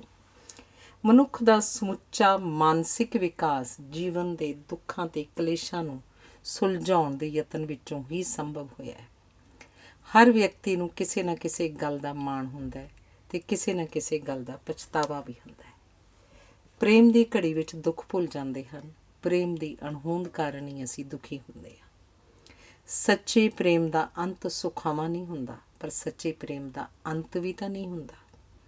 ਸਹਿਣਸ਼ੀਲਤਾ, ਸਬਰ, ਧੀਰਜ ਆਦਿ ਜਿਹੇ ਸੁਖਦਾਈ ਗੁਣ ਦੁੱਖ ਬਰਦਾਸ਼ਤ ਕਰਨ ਨਾਲ ਹੀ ਉਪਜਦੇ ਹਨ। ਜ਼ਿੰਦਗੀ ਦੇ ਧੱਕੇ ਸਾਨੂੰ ਅੱਗੇ ਵੱਲ ਧਕੇਲਦੇ ਹਨ। ਖੁਦਗਰਜ਼ੀ ਸਭ ਦੁੱਖਾਂ ਦਾ ਸਰੋਤ ਹੈ। ਹਰ ਦੁੱਖ ਕਿਸੇ ਲਾਲਚ ਦੀ ਉਪਜ ਹੁੰਦਾ ਹੈ। ਹਰ ਸੁੱਖ ਕਿਸੇ ਤਿਆਗ ਵਿੱਚ ਉੱਭਰਦਾ ਹੈ। ਹਉਮੈ ਦੇ ਤਿਆਗ ਤੋਂ ਬਿਨਾਂ ਸੁੱਖ ਵੀ ਦੁੱਖ ਹੋ ਕੇ ਨਿਬੜਦੇ ਹਨ। ਨਕਲੀ ਸਿੱਕੇ ਅਸਲੀ ਸਿੱਕਿਆਂ ਦੀ ਹੋਂਦ ਤੋਂ ਬਿਨਾਂ ਚੱਲ ਹੀ ਨਹੀਂ ਸਕਦੇ। ਪੁਰਾਤਨ ਯੁੱਗ ਵਿੱਚ ਦੁੱਖ ਦੀ ਚਰਚਾ ਘੱਟ ਹੋਈ ਹੈ। ਇਹਦਾ ਕਾਰਨ ਇਹ ਹੈ ਕਿ ਉਸ ਯੁੱਗ ਵਿੱਚ ਸੁੱਖ ਦੀ ਅਭਿਲਾਸ਼ਾ ਵੀ ਘੱਟ ਹੋਈ ਹੈ। ਕਈਆਂ ਲਈ ਵਿਆਹ ਇੱਕ ਸਦੀਵੀ ਸਹਿਯੋਗ ਹੈ, ਪਰ ਬਹੁਤਿਆਂ ਲਈ ਇਹ ਅਜਿਹੀ ਜੰਗ ਹੈ ਜਿਸ ਵਿੱਚ ਦੋਵੇਂ ਦੁਸ਼ਮਣ ਇਕੱਠੇ ਸੌਂਦੇ ਹਨ। ਅਸੀਂ ਜਾਣਦੇ ਹਾਂ ਕਿ ਸੁੱਖ ਕਿਵੇਂ ਮਿਲ ਸਕਦਾ ਹੈ, ਪਰ ਕਰਦੇ ਉਹੀ ਕੁਝ ਹਾਂ ਜਿਸ ਨਾਲ ਕੇਵਲ ਦੁਖੀ ਹੀ ਹੋਇਆ ਜਾ ਸਕੇ। ਜਦੋਂ ਜ਼ਿੰਦਗੀ ਦੇ ਅਰਥ ਸਮਝ ਆਉਂਦੇ ਹਨ, ਉਦੋਂ ਤੱਕ ਬੜੀ ਦੇਰ ਹੋ ਚੁੱਕੀ ਹੁੰਦੀ ਹੈ। ਕਈਆਂ ਨੂੰ ਵੇਖ ਕੇ ਵਿਸ਼ਵਾਸ ਹੋ ਜਾਂਦਾ ਹੈ ਕਿ ਰੱਬ ਵੀ ਬੜਾ ਮਖੌਲੀ ਹੈ। ਕਈਆਂ ਨੂੰ ਜਾਣ ਕੇ ਨਿਸ਼ਚਾ ਹੋ ਜਾਂਦਾ ਹੈ ਕਿ ਕੁਦਰਤ ਵੀ ਗਲਤੀ ਕਰਦੀ ਹੈ। ਕੇਵਲ ਮਨੁੱਖ ਹੀ ਦੂਜਿਆਂ ਨੂੰ ਦੁਖੀ ਕਰਨ ਦਾ ਕਾਰਜ ਕਰਦੇ ਹਨ। ਮਨੁੱਖ ਤੋਂ ਸਿਵਾਏ ਸਾਰੇ ਜੀਵ ਜੰਤੂ ਆਪਣੀ ਹੋਂਦ ਅਤੇ ਸਥਿਤੀ ਨਾਲ ਸੰਤੁਸ਼ਟ ਹਨ। ਕੁਦਰਤ ਸਾਨੂੰ ਬੱਚੇ ਇਸ ਲਈ ਦਿੰਦੀ ਹੈ ਤਾਂ ਕਿ ਸਾਡੀਆਂ ਖੁਸ਼ੀਆਂ ਅਤੇ ਸੁੱਖ ਅਸੀਮ ਨਾ ਹੋ ਜਾਣ। ਕਹਿੰਦੇ ਹਨ ਜੇਕਰ ਬੱਚੇ ਨੂੰ ਜਨਮ ਦੇਣ ਦਾ ਕੰਮ ਪੁਰਸ਼ਾਂ ਦੇ ਜਿੰਮੇ ਹੁੰਦਾ ਤਾਂ ਕਿਸੇ ਪਰਿਵਾਰ ਵਿੱਚ ਇੱਕ ਤੋਂ ਵਧੇਰੇ ਬੱਚੇ ਨਾ ਹੁੰਦੇ। ਪੁਰਸ਼ ਦੁੱਖ ਸਿਰਜਦੇ ਹਨ ਜਿਹੜੇ ਇਸਤਰੀਆਂ ਨੂੰ ਸਹਾਰਨੇ ਪੈਂਦੇ ਹਨ। ਦੁੱਖ ਦੋ ਪ੍ਰਕਾਰ ਦੇ ਹੁੰਦੇ ਹਨ। ਇੱਛਾ ਪੂਰੀ ਹੋਣ ਉੱਤੇ ਵੀ ਅਸੀਂ ਦੁਖੀ ਹੁੰਦੇ ਹਾਂ ਅਤੇ ਇੱਛਾ ਨਾ ਪੂਰੀ ਹੋਣ ਉੱਤੇ ਵੀ। ਜੇ ਸਾਰਾ ਜੀਵਨ ਹੀ ਮੌਜ ਮੇਲਾ ਹੋ ਜਾਏ ਤਾਂ ਸਾਰੇ ਅੱਕ ਕੇ ਖੁਦਕੁਸ਼ੀ ਕਰ ਲੈਣ। ਸਾਡੀ ਉਮਰ ਲੰਮੀ ਨਹੀਂ ਹੋ ਰਹੀ, ਸਾਡਾ ਬੁਢਾਪਾ ਲੰਮਾ ਹੋ ਰਿਹਾ ਹੈ। ਕੰਮ ਜ਼ਿੰਦਗੀ ਦਾ ਸਭ ਤੋਂ ਵੱਡਾ ਸੁੱਖ ਹੈ। ਜਿਹੜੇ ਸੂਦ ਅਤੇ ਜਾਇਦਾਦ ਤੋਂ ਆਉਣ ਵਾਲੇ ਕਿਰਾਏ 'ਤੇ ਜਿਉਂਦੇ ਹਨ, ਉਹ ਅਮੀਰ ਭਾਵੇਂ ਹੋਣ, ਪਰ ਉਹ ਖੁਸ਼ਹਾਲ ਅਤੇ ਸੁਖੀ ਨਹੀਂ ਹੁੰਦੇ। ਜਿਹੜੇ ਦੁੱਖਾਂ ਨੂੰ ਆਮੋ ਸਾਹਮਣੇ ਹੋ ਕੇ ਮਿਲਦੇ ਹਨ, ਉਹ ਸੁਖੀ ਭਾਵੇਂ ਨਾ ਹੋਣ, ਉਹ ਦੁਖੀ ਵੀ ਨਹੀਂ ਹੁੰਦੇ। ਮੇਰੇ ਇੱਕ ਮਿੱਤਰ ਦੱਸਦੇ ਹਨ, ਜਦੋਂ ਮੈਨੂੰ ਅਖਬਾਰ ਵਿੱਚ ਅੰਤਿਮ ਭੋਗ ਅਤੇ ਸ਼ਰਧਾਂਜਲੀਆਂ ਵਾਲੇ ਇਸ਼ਤਿਹਾਰਾਂ ਵਿੱਚ ਆਪਣਾ ਨਾਂ ਨਹੀਂ ਲੱਭਦਾ ਤਾਂ ਮੈਂ ਉਸ ਦਿਨ ਜਿਉਣ ਦਾ ਪ੍ਰੋਗਰਾਮ ਬਣਾ ਲੈਂਦਾ। ਮੇਰੀ ਇੱਕ ਸਹੇਲੀ ਮੈਨੂੰ ਦੱਸ ਰਹੀ ਸੀ ਕਿ ਸਵੇਰੇ ਉੱਠ ਕੇ ਮੈਂ ਆਪਣੇ ਆਪ ਨੂੰ ਪੁੱਛਦੀ ਹਾਂ, ਅੱਜ ਮੈਂ ਦੁਖੀ ਹੋਣਾ ਹੈ ਜਾਂ ਸੁਖੀ ਰਹਿਣਾ ਹੈ, ਅਤੇ ਮੈਂ ਫੈਸਲਾ ਕਰਦੀ ਹਾਂ ਕਿ ਨਾ ਕੇਵਲ ਸੁਖੀ ਰਹਿਣਾ ਸਗੋਂ ਦੂਜਿਆਂ ਨੂੰ ਵੀ ਸੁੱਖ ਦੇਣਾ ਹੈ। ਜਦੋਂ ਪਿਛਲੇ ਹਫ਼ਤੇ ਮੇਰੀ ਪਤਨੀ ਨੇ ਡਾਕਟਰ ਨੂੰ ਪਤਲੇ ਹੋਣ ਲਈ ਨੁਸਖਾ ਪੁੱਛਿਆ ਤਾਂ ਡਾਕਟਰ ਨੇ ਕਿਹਾ ਕਿ ਜੇ ਪਤਲੇ ਹੋਣ ਦਾ ਸੁੱਖ ਮਾਣਨਾ ਚਾਹੁੰਦੇ ਹੋ ਤਾਂ ਉਹ ਕੋਈ ਚੀਜ਼ ਨਹੀਂ ਖਾਣੀ ਜਿਹੜੀ ਤੁਹਾਨੂੰ ਸਵਾਦ ਲੱਗਦੀ ਹੈ। ਜਦੋਂ ਆਪਣੇ ਪਿਤਾ ਜੀ ਕੋਲ ਮੈਂ ਆਪਣੀਆਂ ਮੁਸੀਬਤਾਂ ਦਾ ਜ਼ਿਕਰ ਕਰਦਾ ਹਾਂ, ਉਹ ਕਹਿੰਦੇ ਹਨ, ਚੜ੍ਹਦੀ ਕਲਾ 'ਚ ਰਹੋ, ਮੁਸੀਬਤ ਤਾਂ ਅਜੇ ਆਉਣੀ ਹੈ। ਜਿਹਨੂੰ ਮੁਸੀਬਤ ਸਮਝ ਰਹੇ ਹੋ, ਇਹ ਕੋਈ ਮੁਸੀਬਤ ਨਹੀਂ ਹੈ। ਕੁਦਰਤ ਵਿੱਚ ਮਨੁੱਖ ਤੋਂ ਸਿਵਾਏ ਹਰ ਚੀਜ਼ ਆਨੰਦ ਦੀ ਅਵਸਥਾ ਵਿੱਚ ਹੈ। ਕੇਵਲ ਮਨੁੱਖ ਨੂੰ ਹੀ ਦੁੱਖ ਦੀ ਸੋਝੀ ਹੈ। ਇਸੇ ਲਈ ਉਹ ਦੁਖੀ ਹੈ ਅਤੇ ਦੂਜਿਆਂ ਨੂੰ ਦੁਖੀ ਕਰਦਾ ਹੈ। ਸੰਤੋਖ ਅਤੇ ਧੀਰਜ ਦੀ ਸਭ ਤੋਂ ਵੱਧ ਲੋੜ ਮਨੁੱਖ ਨੂੰ ਹੈ, ਪਰ ਮਨੁੱਖ ਹੀ ਇਹਨਾਂ ਤੋਂ ਵਿਰਵਾ ਹੈ। ਜਦੋਂ ਤੱਕ ਮਨੁੱਖ ਨੂੰ ਸੰਤੋਖ ਦੀ ਪ੍ਰਾਪਤੀ ਨਹੀਂ ਹੁੰਦੀ, ਉਹ ਦੁਖੀ ਹੀ ਰਹੇਗਾ। ਦਿਲ ਤੇ ਮਨ ਦਾ ਸੰਤੋਖ ਸਰੀਰ ਦੀ ਤਾਕਤ ਬਣ ਜਾਂਦਾ ਹੈ। ਸੰਤੋਖ ਖਾਲੀ ਨੂੰ ਭਰਨ ਤੇ ਭਰੇ ਨੂੰ ਡੁੱਲਣ ਦੀ ਪ੍ਰੇਰਨਾ ਦਿੰਦਾ ਹੈ। ਜੇ ਸੰਸਾਰ ਵਿੱਚ ਦੁੱਖ ਨਾ ਹੁੰਦੇ ਤਾਂ ਸਭ ਕੁਝ ਖੋਖਲਾ ਤੇ ਫਿੱਕਾ ਫਿੱਕਾ ਹੋਣਾ ਸੀ। ਮੌਤ ਜ਼ਿੰਦਗੀ ਨੂੰ ਸੇਧ ਦਿੰਦੀ ਹੈ, ਰਾਤ ਦਿਨ ਨੂੰ ਸੁਖਦਾਈ ਬਣਾਉਂਦੀ ਹੈ। ਦੁੱਖ ਵੀ ਮਹਿਮਾਨਾਂ ਵਾਂਗ ਆ ਕੇ ਚਲੇ ਜਾਂਦੇ ਹਨ। ਦੁੱਖ ਆਪੇ ਆ ਜਾਂਦੇ ਹਨ, ਸੁੱਖ ਉਡੀਕਣੇ ਪੈਂਦੇ ਹਨ। ਤਿਆਗ ਤੇ ਭਲਾਈ ਦੁੱਖ ਅਤੇ ਮੁਸੀਬਤ ਨੂੰ ਟਾਲ ਦਿੰਦੇ ਹਨ। ਹਰ ਸਿੱਪੀ ਵਿੱਚ ਮੋਤੀ ਨਹੀਂ ਹੁੰਦਾ, ਨਾ ਹੀ ਹਰ ਤੀਰ ਮਾਰਦਾ ਹਰ ਤੀਰ ਨਿਸ਼ਾਨੇ 'ਤੇ ਲੱਗਦਾ ਹੈ। ਜਿਨ੍ਹਾਂ ਨੇ ਜ਼ਮਾਨੇ ਦੀਆਂ ਸਰਦੀਆਂ ਤੇ ਗਰਮੀਆਂ ਵੇਖੀਆਂ ਹਨ, ਉਹ ਅਡੋਲ ਹੋ ਜਾਂਦੇ ਹਨ। ਨਾਸਤਕ ਉਹ ਨਹੀਂ ਜਿਹੜਾ ਰੱਬ ਨੂੰ ਨਹੀਂ ਮੰਨਦਾ, ਸਗੋਂ ਉਹ ਹੈ ਜਿਹੜਾ ਦੂਜਿਆਂ ਨੂੰ ਜਾਣ ਬੁੱਝ ਕੇ ਤੰਗ ਕਰਦਾ ਹੈ। ਇਹ ਬੜਾ ਧਰਵਾਸ ਭਰਿਆ ਸੰਕਲਪ ਹੈ ਕਿ ਸੁੱਖ ਦੁੱਖ ਅੰਮ੍ਰਿਤ ਦੇ ਦਿੱਤੇ ਪਰਮਾਤਮਾ ਦੇ ਦਿੱਤੇ ਹੁੰਦੇ ਹਨ। ਮੇਰੇ ਇੱਕ ਹਰਮਨ ਪਿਆਰੇ ਅਧਿਆਪਕ ਕਿਹਾ ਕਰਦੇ ਸਨ, ਜੋ ਵੀ ਤੁਹਾਨੂੰ ਕਹੇ ਕਿ ਫਲਾਣਾ ਭੈੜਾ ਨੀਚ ਹੈ ਕਮੀਨਾ, ਤੁਸੀਂ ਸਮਝੋ ਆਪਣੇ ਆਪ ਬਾਰੇ ਕਹਿ ਰਿਹਾ। ਉਹ ਕਿਹਾ ਕਰਦੇ ਸਨ, ਮੈਂ ਨਿੰਦਕ ਤੋਂ ਵਧੇਰੇ ਕਦੀ ਕਿਸੇ ਨੂੰ ਪਰੇਸ਼ਾਨ ਨਹੀਂ ਵੇਖਿਆ। ਉਹ ਕਿਹਾ ਕਰਦੇ ਸਨ, ਬੱਤਖ ਦਰਿਆ 'ਚ ਡੁੱਬ ਨਹੀਂ ਸਕਦੀ, ਸਮੁੰਦਰ ਨੂੰ ਅੱਗ ਦਾ ਕੀ ਡਰ, ਸੰਤ ਨੂੰ ਚੋਰੀ ਦਾ ਕੀ ਸੰਸਾ। ਮਨੁੱਖ ਦਾ ਵਿਹਾਰ ਮਨੁੱਖ ਵਰਗਾ ਨਹੀਂ, ਇਸ ਕਰਕੇ ਉਹ ਦੁਖੀ ਹੈ।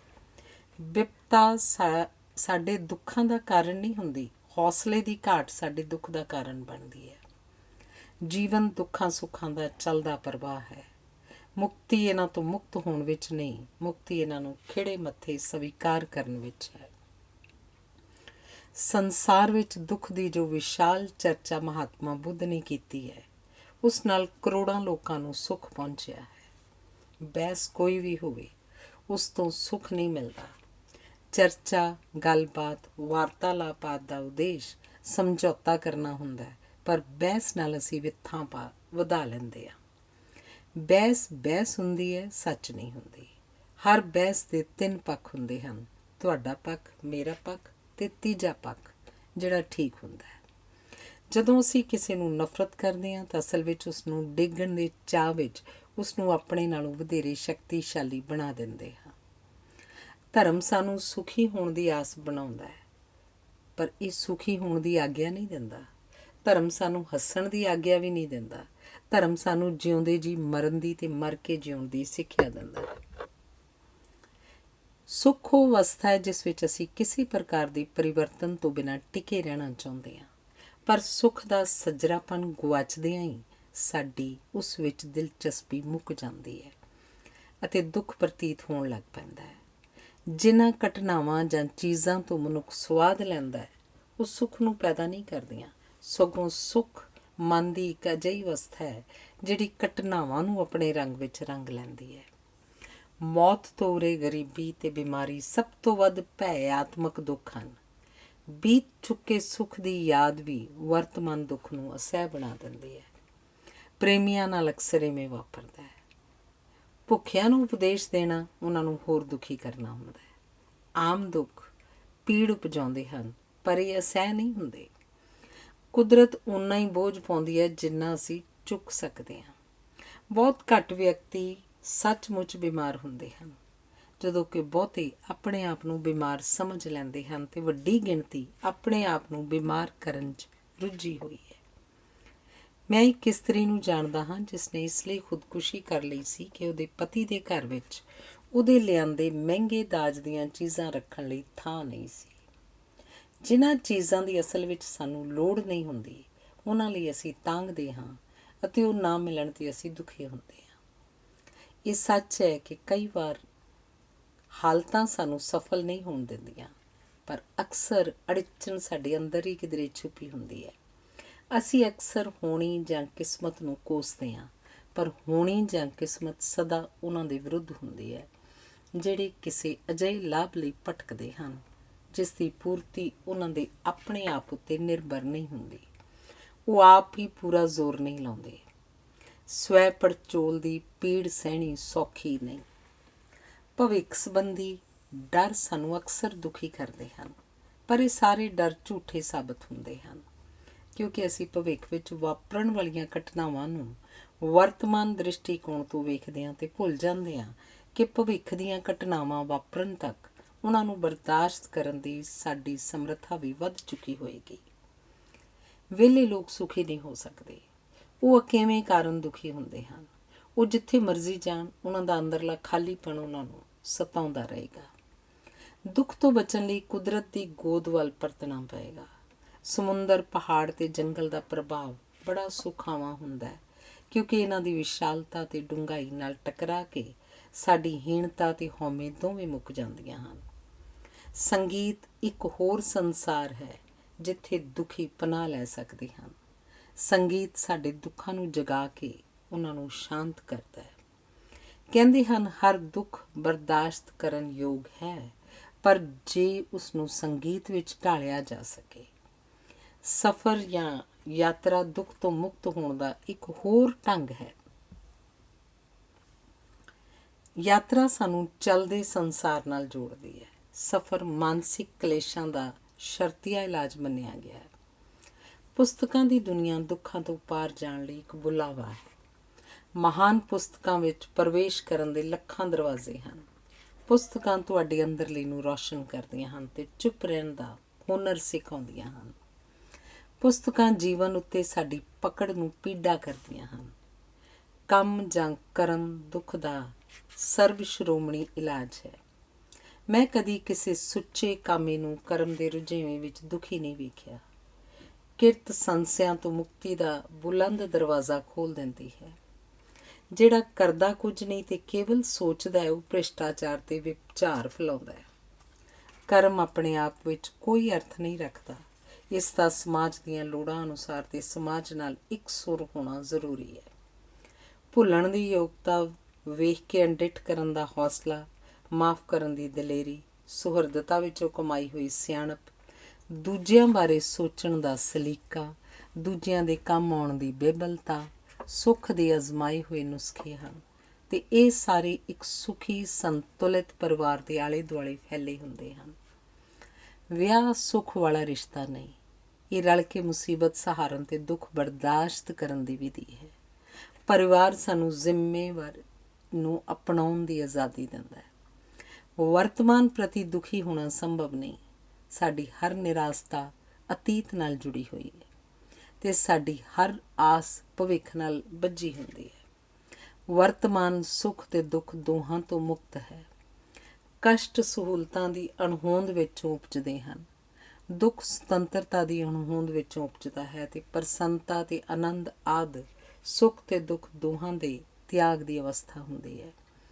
ਦੁੱਖ ਨੂੰ ਲੱਖਾਂ ਢੰਗਾਂ ਨਾਲ ਬਿਆਨ ਕੀਤਾ ਗਿਆ ਹੈ। ਇਹ ਬਿਆਨ ਅਜੇ ਮੁੱਕਿਆ ਨਹੀਂ। ਇਹ ਬਿਆਨ ਮੁੱਕ ਸਕਦਾ ਹੀ ਨਹੀਂ। ਇਹ ਬਿਆਨ ਜਾਰੀ ਰਹੇਗਾ। ਇਹ ਉਦੋਂ ਤੱਕ ਨਿਰੰਤਰ ਜਾਰੀ ਰਹੇਗਾ ਜਦੋਂ ਤੱਕ ਮਨੁੱਖ ਪ੍ਰਸੰਨ ਚਿੱਤ ਹੋ ਕੇ ਦੁਖੀ ਹੋਣ ਦਾ ਕਮਾਲ ਹੁਨਰ ਨਹੀਂ ਸਿੱਖ ਲੈਂਦਾ। ਧੰਨਵਾਦ। ਸਰਦਾਰ ਨਰਿੰਦਰ ਸਿੰਘ ਕਪੂਰ ਦੀ ਪੁਸਤਕ ਅੰਤਰਝਾਤ ਦਾ ਲੇਖ ਹੈ ਜਦੋਂ ਮਨ ਇਕਾਗਰ ਹੋ ਜਾਵੇ।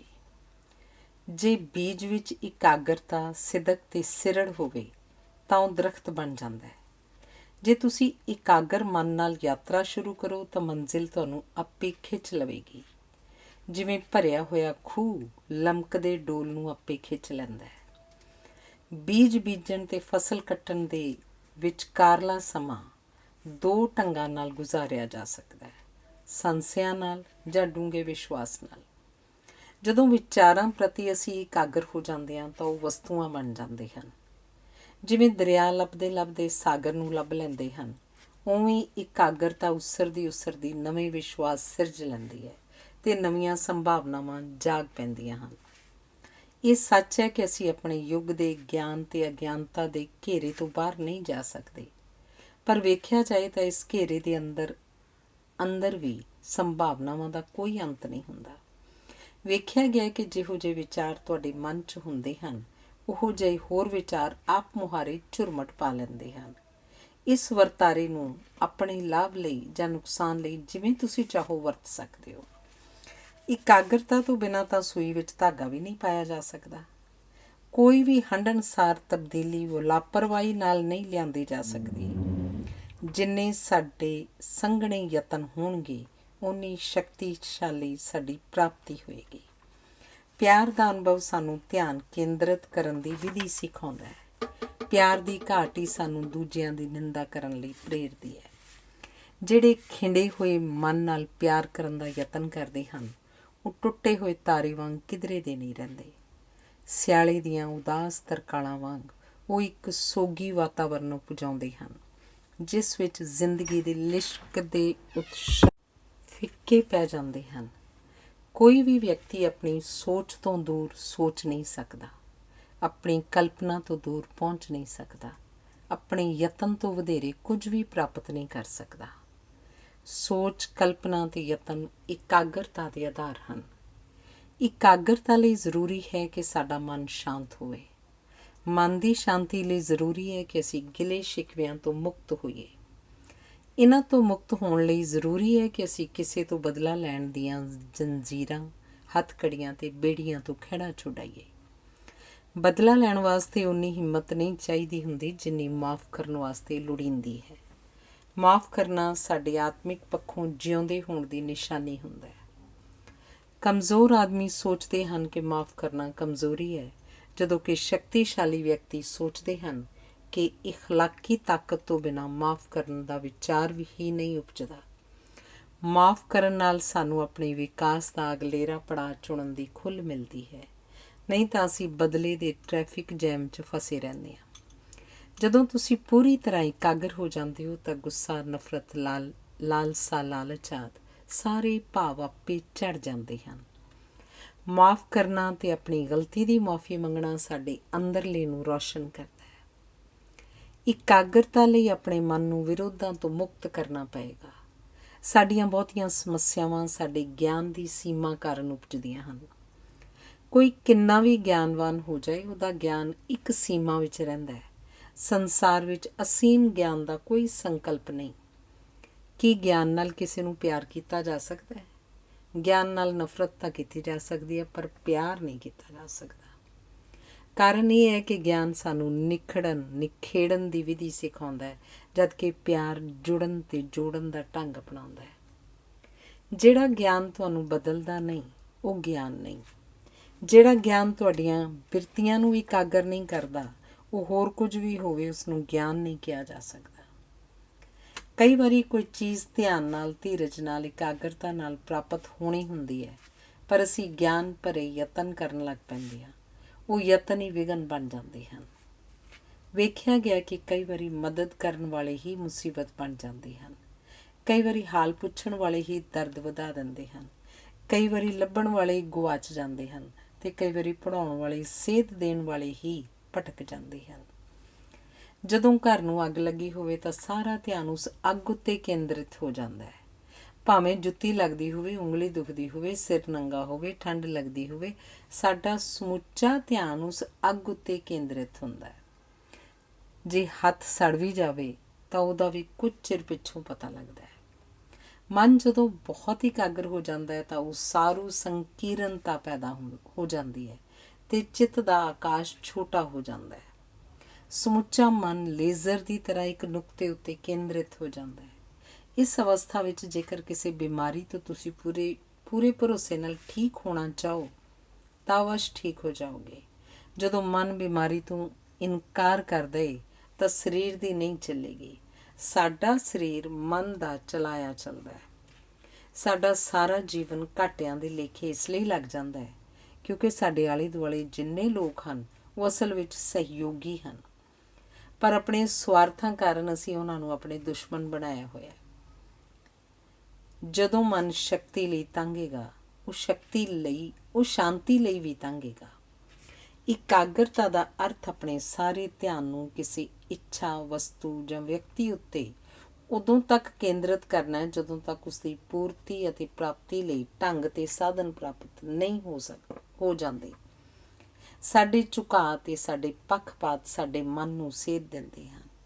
ਇਹ ਝੁਕਾਅ ਸਾਡੀਆਂ ਆਦਤਾਂ ਨੂੰ ਨਿਰਧਾਰਿਤ ਕਰਦੇ ਹਨ। ਦੁਹਰਾਓ ਆਦਤ ਦੀ ਬੁਨਿਆਦ ਹੈ। ਆਦਤ ਕਿਸੇ ਅਮਲ ਨੂੰ ਮੁੜ ਦੁਹਰਾਉਣ ਵਿੱਚੋਂ ਉਪਜਦੀ ਹੈ। ਹਰ ਵਾਰੀ ਇੱਕ ਧਾਗਾ ਜੋੜਨ ਨਾਲ ਜਿਵੇਂ ਇੱਕ ਰੱਸੀ ਬਣ ਜਾਂਦੀ ਹੈ, ਇਵੇਂ ਹਰ ਦੁਹਰਾਓ ਨਾਲ ਆਦਤ ਪੱਕੀ ਹੁੰਦੀ ਜਾਂਦੀ ਹੈ। ਤੈਅ ਹੋਇਆ ਕਾਗਜ਼ ਖੋਲ੍ਹਣ ਉਪਰੰਤ ਫਿਰ ਉਵੇਂ ਤੈਅ ਕੀਤਾ ਜਾਂਦਾ ਹੈ, ਕਿਉਂਕਿ ਇਹ ਸੌਖਾ ਹੁੰਦਾ ਹੈ। ਕਿਸੇ ਪਗਡੰਡੀ ਉੱਤੇ ਬਹੁਤ ਸਾਰੇ ਲੋਕ ਮੁੜ ਚੱਲਣ ਤੋਂ ਵਕਤ ਦੇ ਬੀਤਣ ਨਾਲ ਜਰਨੈਲੀ ਸੜਕ ਬਣ ਜਾਂਦੀ ਹੈ। ਕਿਸੇ ਸਾਜ਼, ਕਲਮ, ਮੰਜੇ, ਕੁਰਸੀ, ਸਰਾਣੇ, ਜੁੱਤੀ ਆਦਿ ਨੂੰ ਅਸੀਂ ਮੁੜ ਇੱਕੋ ਢੰਗ ਨਾਲ ਵਰਤਦੇ ਹਾਂ ਅਤੇ ਇਹ ਚੀਜ਼ਾਂ ਸਾਡੇ ਹੱਥਾਂ, ਪੈਰਾਂ ਅਤੇ ਸਰੀਰ ਅਨੁਸਾਰ ਢਲ ਜਾਂਦੀਆਂ ਹਨ ਅਤੇ ਸਾਡੇ ਸਰੀਰ ਨੂੰ ਉਹਨਾਂ ਨੂੰ ਖਾਸ ਢੰਗ ਨਾਲ ਵਰਤਣ ਦੀ ਆਦਤ ਪੈ ਜਾਂਦੀ ਹੈ। ਇਵੇਂ ਹੀ ਨਦੀਆਂ ਅਤੇ ਦਰਿਆ ਜਿਉਂ-ਜਿਉਂ ਰਾਹ ਬਣਾਉਂਦੇ ਹਨ, ਉਹਨਾਂ ਅਨੁਸਾਰ ਉਹਨਾਂ ਵਿੱਚ ਵਹਿਣ ਦੀ ਆਦਤ ਬਣ ਜਾਂਦੀ ਹੈ। ਮਨ ਨੂੰ ਵੀ ਆਦਤ ਪਾਉਣ ਦੀ ਲੋੜ ਪੈਂਦੀ ਹੈ। ਅਜੋਕੇ ਯੁੱਗ ਵਿੱਚ ਮਨ ਨੂੰ ਭਟਕਾਉਣ ਅਤੇ ਖਿੰਡਾਉਣ ਵਾਲੇ ਕਰੋੜਾਂ ਸਾਧਨ ਹਨ, ਪਰ ਮਨ ਨੂੰ ਟਿਕਾਉਣ ਵਾਲੇ ਸਾਧਨਾਂ ਦੀ ਗਿਣਤੀ ਨਿਰੰਤਰ ਘਟ ਰਹੀ ਹੈ ਅਤੇ ਨਤੀਜੇ ਵਸ ਸਾਡੇ ਜੀਵਨ ਵਿੱਚ ਅਵਾਰਗੀ ਵੱਧ ਰਹੀ ਹੈ। ਅਤੇ ਨਤੀਜਾ ਇਹ ਹੋਇਆ ਕਿ ਹੁਣ ਪੁੱਤਰ ਪਿਓ ਤੋਂ ਨਹੀਂ ਡਰਦੇ, ਪਿਓ ਪੁੱਤਰਾਂ ਤੋਂ ਡਰਦੇ ਹਨ। ਮੋੜ ਘੋੜ ਵਾਲੇ ਰਾਹ ਉੱਤੇ ਸਿੱਧਾ ਨਹੀਂ ਟੁਰਿਆ ਜਾ ਸਕਦਾ। ਜਦੋਂ ਰਾਹ ਸਿੱਧੇ ਹੋ ਜਾਣ ਤਾਂ ਮੋੜ ਘੋੜ ਆਪ ਮੁਹਾਰੇ ਤਿਆਗੇ ਜਾਂਦੇ ਹਨ। ਕਿਸੇ ਵਿਸ਼ੇਸ਼ ਦਿਸ਼ਾ ਵਿੱਚ ਅਸੀਂ ਵਧੇਰੇ ਸੌਖ ਨਾਲ ਸਫ਼ਰ ਕਰਦੇ ਹਾਂ, ਜਦੋਂ ਕਿ ਕਿਸੇ ਹੋਰ ਪਾਸੇ ਜਾਣਾ ਕਠਿਨ ਪ੍ਰਤੀਤ ਹੁੰਦਾ ਹੈ। ਦੂਜਿਆਂ ਦੇ ਬਣਾਏ ਰਾਹ 'ਤੇ ਚੱਲ ਕੇ ਢੰਗ ਅਪਣਾ ਕੇ ਤੁਸੀਂ ਦੂਜਿਆਂ ਦੇ ਨਿਸ਼ਾਨੇ 'ਤੇ ਪਹੁੰਚੋਗੇ, ਆਪਣੇ ਨਿਸ਼ਾਨੇ 'ਤੇ ਨਹੀਂ।